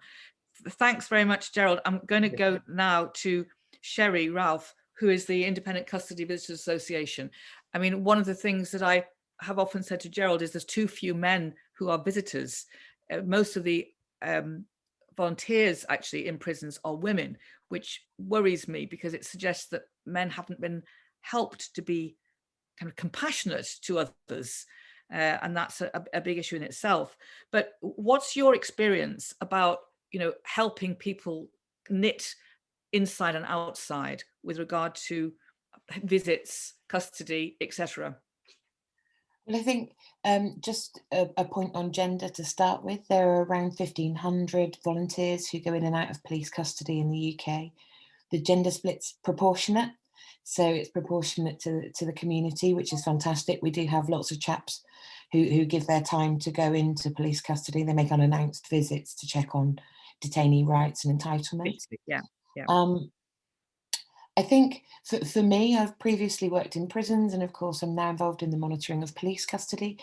I think there's a sort of a golden thread, if you will, of looking at the justice system as an external system, as you know, you start at one point and you work your way through it. But actually, I think for us, there's also some really important points to be made about the justice you get when you're inside of those institutions, when you're being dealt with by those state authorities. And the golden thread throughout is dignity for me. And I think if you can encourage, cajole, or force institutions and the state actors who carry out the roles within those institutions to treat people that they're dealing with dignity, then you're giving autonomy to the detainees or to the people who are being held in prisons or immigration or psychiatric institutions. It makes no odds. You're allowing for agency, you're allowing for all of those things. And I think that thread of working in these settings, and if it's quite a grassroots thing to start with dignity, but I think that if you start there, other things will come, and access to sort of equitable treatment in detention settings becomes infinitely more likely if you start from a bedrock of dignity. Does that answer your question in a sort of roundabout kind of way? Yes, it does. And that's obviously, it sounds strange to say dignity, the supply of dignity is again a sort of political decision, because you have to feel as if people merit the giving of dignity, and a lot of circumstances people are told they don't merit it, don't do it to them. And that actually, you know, that sort of attitude makes people very cautious as to, you know, and it's simpler to be sort of ruthless. It's very simplistic, but it's also a cop-out. Do you think that we haven't talked a lot, Nazir talked a little bit about the police in terms of their choices of who to prosecute or who to bring to prosecution and who not, but the relationship between custodians, whether that be prison guards or the police, or then people along the route who, if you like, hold these relationships. What is the culture that we are trying to change there in terms of relationship to power and dignity? I think similarly to, I think it was Gerald, the previous speaker, it was Gerald, the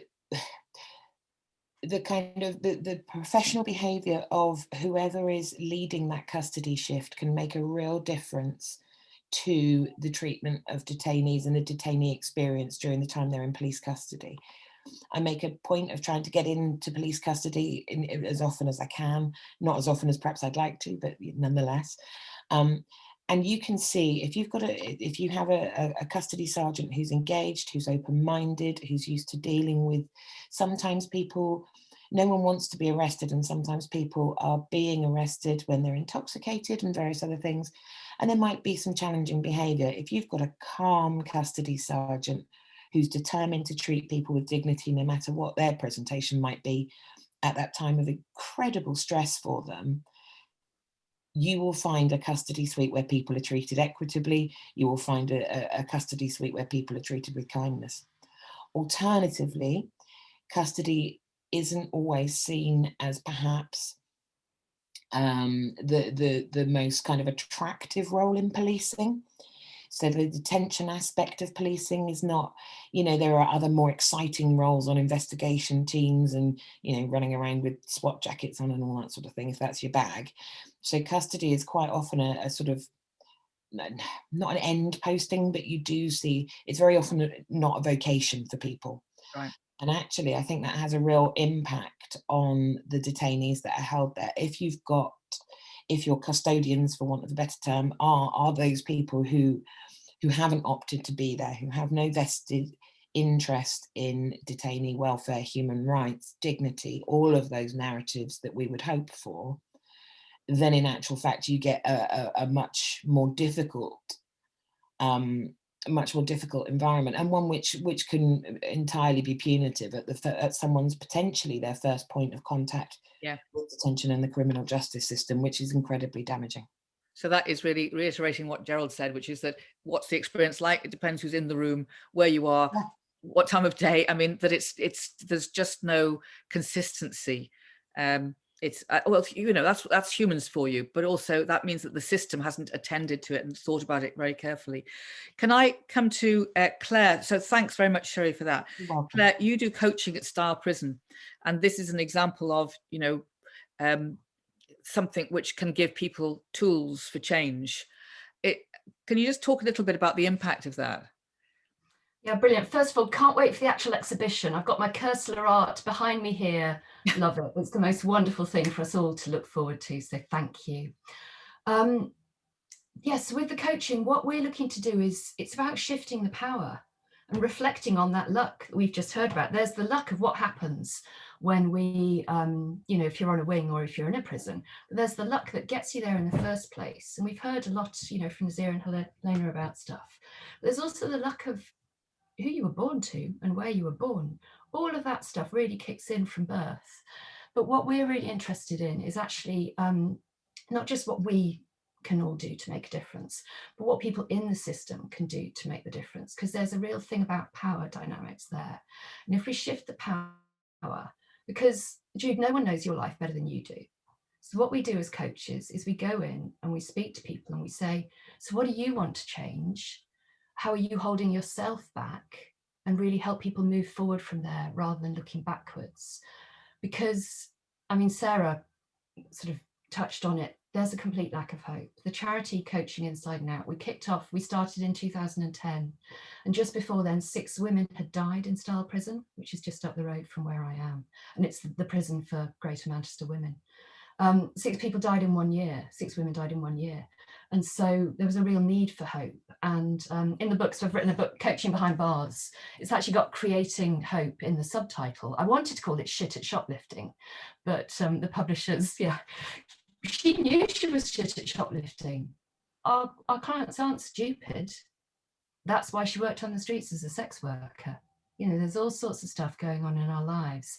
But so for us, it's very much, you know your life, you've got your own answers. We believe you can work those out, and then you can improve your life and the lives of others. Yeah, the title Shit at Shoplifting would have done something that, again, Gerald was just referring to, like more people would have picked up the book and read it, wouldn't they? I So, know. part of the problem we've got is trying to sort of not talk turkey, just call it out as it is. And we have a real problem with that in society, just going, look, hear this story, this is what it is like. And more and more people then would not be dealing with the shame of feeling as if there's one language that some people use who don't do anything wrong, and other people another language.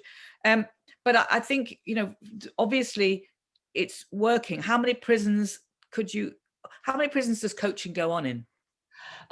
We want other people to coach as well as our charity. So I think about 13 different organisations or so are now doing it.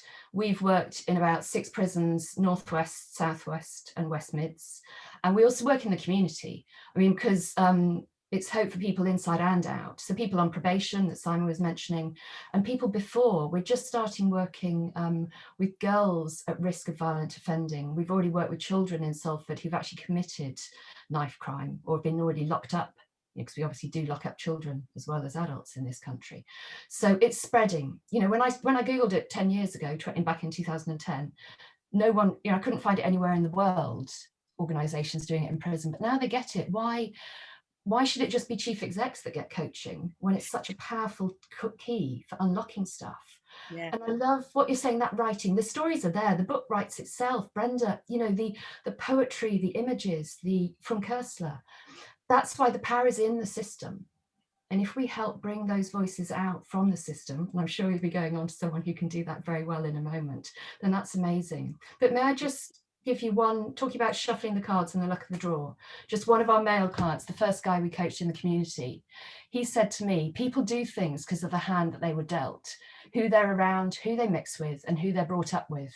Now I'm putting my cards back in the pack and giving them a really good shuffle. And I think that's what we all need to do with this world, give it a really good shuffle. So that's great contribution and a great quote from him.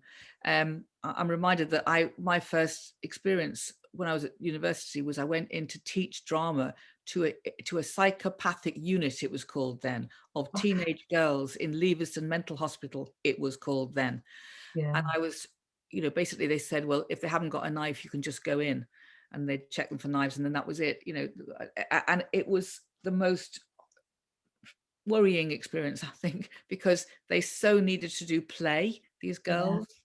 Yeah. And then when they wanted to play being judges and police, and they were sadistic beyond belief, playing out, enjoying playing out, those people, because obviously that had been their experience. Paula, Harriet, you're from the Prison Reform Trust. And in a way, this is all leading to, well, what is an imagined future? There's plenty of evidence here from all of us that we don't have a fit for purpose system that allows people to re-enter the community less damaged than when they came into it, into prison. And yet, to imagine a different future, we have to have the research and the appetite for change. We do indeed. I've been listening with great interest. So my role at the Prison Reform Trust is I lead on prisoner involvement. I can definitely tell you strategically that the work that I've been doing over the last 12 years has definitely created interest in the experience of people who've lived it. And I am one of those people. I'm a former prisoner myself. But what we must guard against as former prisoners is only being trotted out for our misery memoirs and not for our expertise and our leadership. And expecting power to change and flex and respond with compassion is based on a very serious flaw. It's a flaw in a theory of change. If we look at the theories of social and political change, these have always been about collective movements. These have always been about principled opportunism in the moments and being ready. And part of my work is trying to create the platform for collective action. So there is a lived experience movement, talking about the intersectionality of the issues around prison reform don't really lie within prisons. They lie in the social justice arena. And I think one of the things that our sector has to come to terms with is that as change makers, we can't always be seen as being in resistance to an issue. That sort of smacks of it feels overwhelming to fight back against a capitalist system of oppression. Because all of these issues that we're talking about are linked to power. I think right at the very beginning, Helena said about the rules are made by the rulers. Who are the rulers? What's our place in challenging the rulers? And how do we create an alternative vision again, around which people will convene? And some of the work that I do now is around how do we liberate the imagination? How do we move from the oppression of the imagination to liberation? How do we start to think of alternative futures? Because at the moment, the conversation around prison reform is often polarized between those people who believe in prison as retribution to abolitionists who want to situate it in the social, economic, political constructs. But we don't have an alternative vision that is concrete around which the public can coalesce. And definitely the people who've lived the experience have the clarity and the wisdom to contribute to that vision, and probably should be at the vanguard of that vision, because serious political change in this country and across the world has often been led by people with lived experience. It was not men that conceded that women could have the vote, women organized. It wasn't straight people that conceded human rights to LGBTQ communities.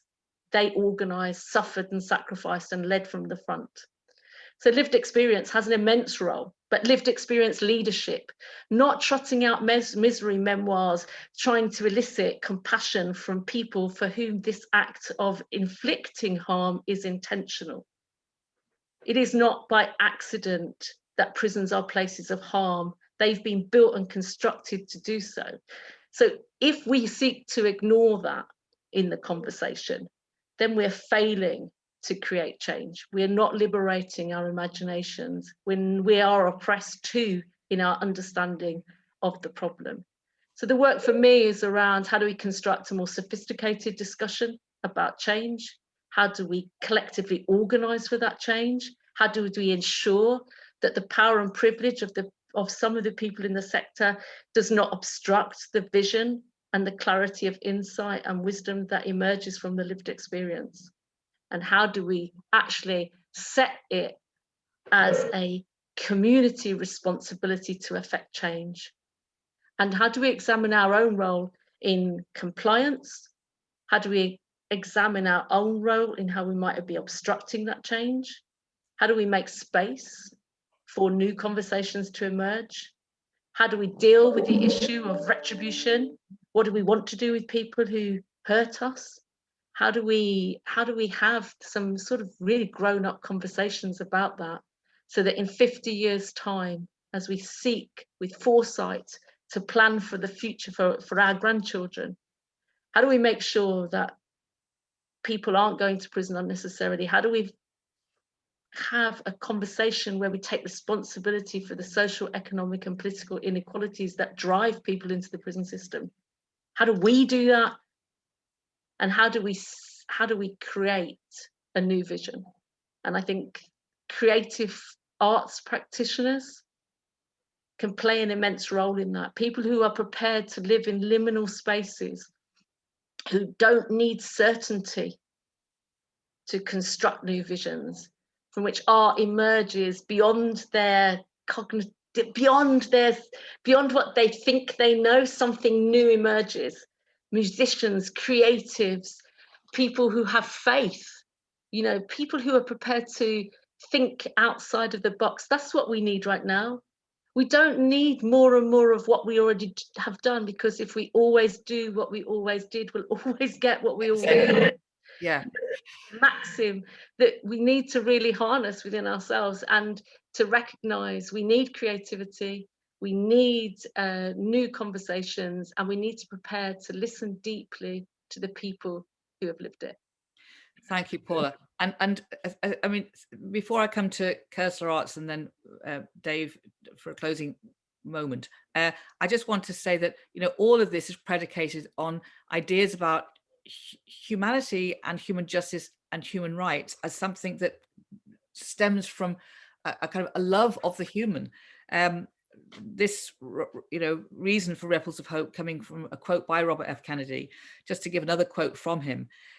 He talks about power, which you referred to, Paula. We have power, people have power, and that power has come to us and we can't renounce it. And neither can we afford to forget that the real constructive force in the world comes not from bombs, but from imaginative ideas, warm sympathies, and a generous spirit. There you have it. We need a very different way of thinking about all of us together. We've talked about, people have sent in their questions throughout and we've tried to pick them up, and thank you so much. I'm going to throw a bit of an oddball back at the Kersler team, which is Sally Taylor and Fiona Curran, and Gary Mansfield, who is himself a Kersler artist and a trustee.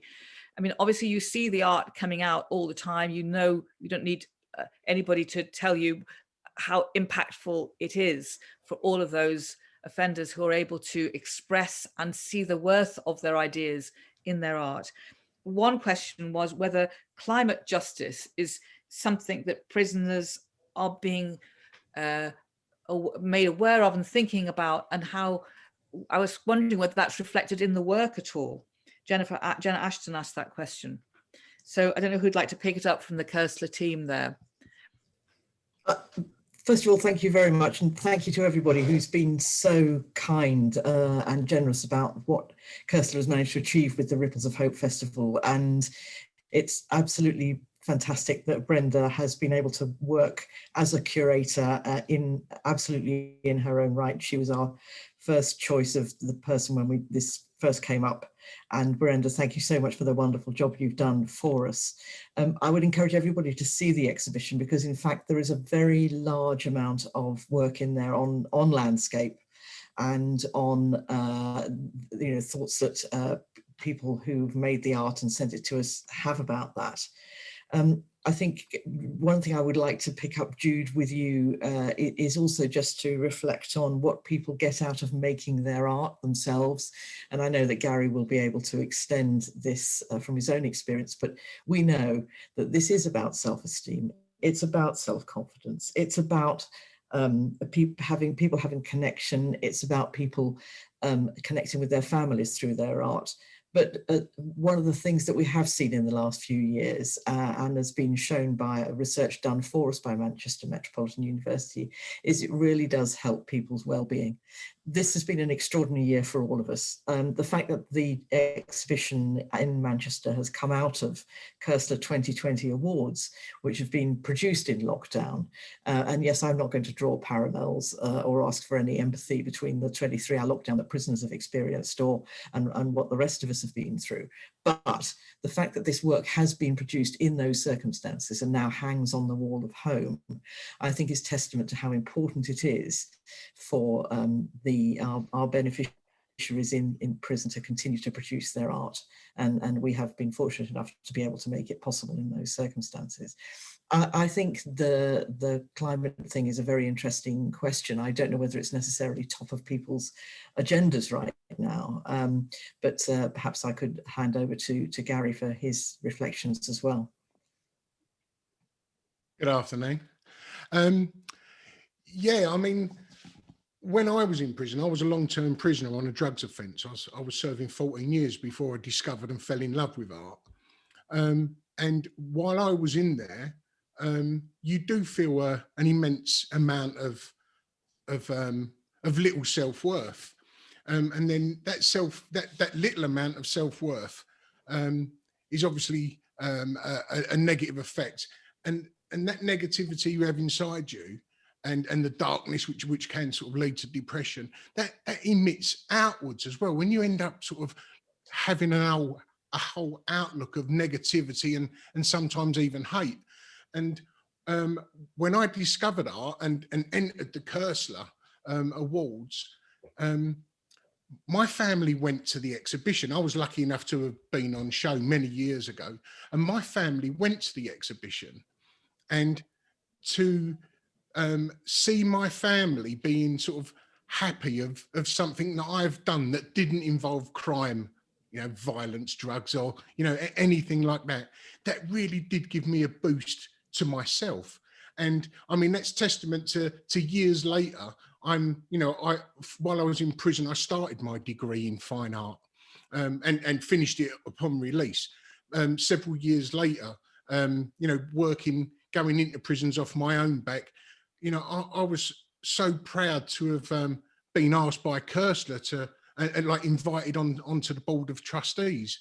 And now that just emits back into society from myself. You know, now I do so much to try and shed a positive light on prisoners, offenders, ex-offenders. And you can just see it coming back all the time, you know. Yeah, I think, Fiona, you've been looking at this exhibition and thinking about the individuals like Gary who have put their all into a piece of work and waiting for it to be seen and validated, because it changes your sense of worth when it's validated. And that must have been quite transformative for you personally. Yeah, I mean, looking through Koestler entries is really humbling. Every year, every time we do it, there's always surprises. On the topic of what topics are people covered, definitely people do address climate change in some of their artworks. It wasn't the biggest theme this year. It doesn't come forth a lot in the Manchester show, but I know it was a big concern of our young curators who work with Sheffield Youth Justice Service and have curated another show that's opening in Sheffield. So it's definitely a concern, and Brenda did an amazing job of picking out work for Manchester where people were engaging and trying to have their voice heard on kind of as part of the Black Lives Matter movement. That came forward a lot in the Manchester works. But yeah. Every topic comes through in the Koestler Awards every year, and every time it's so humbling and so surprising to see that there is always something new and something different. Jude, could I just say something about the knotty question of here we are all talking to ourselves about this? Yeah. I mean, it's something that I've been very aware of ever since I took over as Chief Executive of Koestler. And one of the things that Koestler very much hope is that people can, through the art, can see the artist. And we hope that art can become a way that perhaps people can develop much more of an understanding about the kinds of people that are in and will indeed emerge from our prison system. As one of the previous speakers have said, pretty much everybody who goes into prison comes out of it. So, you know, that everybody is part of a society eventually. And we hope that by seeing their art and by reacting to their art and being inspired by the art, maybe we can break down those barriers a bit, so that it isn't just that we end up that it's only people who are interested in the criminal justice system who are in discussions like this. So thank you for giving Koestler the opportunity to be part of your Human Rights Festival, Jude, and Brenda has done us proud. Thank you. I'm going to end with Dave. Dave, when we thought about Ripples of Hope Festival, we thought Manchester, and when we thought Manchester, we thought we'll come to home if you'll let us. It's a partnership that we really believed in, but I mean, you're just about to reopen Home Live, and opening with this exhibition seems a very profound statement about connecting up all communities. Yeah, indeed. I mean, within our, like every organisation, we've got a vision and mission, and the lives and life chances of the people of our city and all our communities sit at the centre of those. And it's just struck me today that listening to the conversation, that at the core of the conversation today have been two things: humanity and truth. You talked about the love of the human, Jude, and Simon talked about treating people humanely, and a number of the other speakers have spoken about truth. Sally just said there just at the end there about see the artist through the art. Humanity and truth are two concerns for much of the work of the art world, and people involved in art, in all different types of art. And I think that I'm often reminded of the words of George Orwell, who said, "In a time of universal deceit, telling the truth is a revolutionary act." I would urge people to come and see Brenda's show, to take the journey to the truth and see the truth about the people behind the art. It's a really important moment in time. There are lots of our rights are going to be challenged, and I think actually starting with this exhibition in reopening is part of a big journey for us to help unpick that and be part of the conversation about what our future might be like. Thanks, Dave. So look, we're drawing it to a close. Thanks for all the questions which we've dealt with as they came along. Thanks for being part of this whole morning. Thanks to the Ripples of Hope team, particularly Maria Bota, and of course Dennis Marcus leading the organisation. Thanks to the Kersler Arts team, thanks to Home team, all the speakers. It's been incredible to pull you all together, and you know, and I've just found it a very reinforcing and valuable experience, because like all of you who have been speakers, you know, I want things to change. It's only there but for the grace that we're all not in a situation where we're incarcerated, and some of us may be in the future for all different kinds of things. And we need less damaged people to emerge from the system and be given hope and be leaders, as you can see from today. So become part of the Ripples of Hope movement, follow the organization, join up for and sign up for our newsletter. And you gave 2 hours this morning because you believe in human rights. It is something that we have to champion at so many levels in so many ways, but it starts with actually just showing up. So thanks for showing up, everybody, and have a good rest of the day. Lots of love.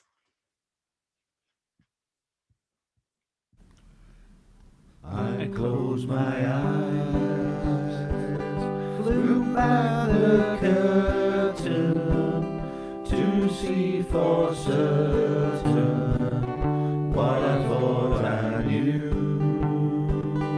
Far, far away,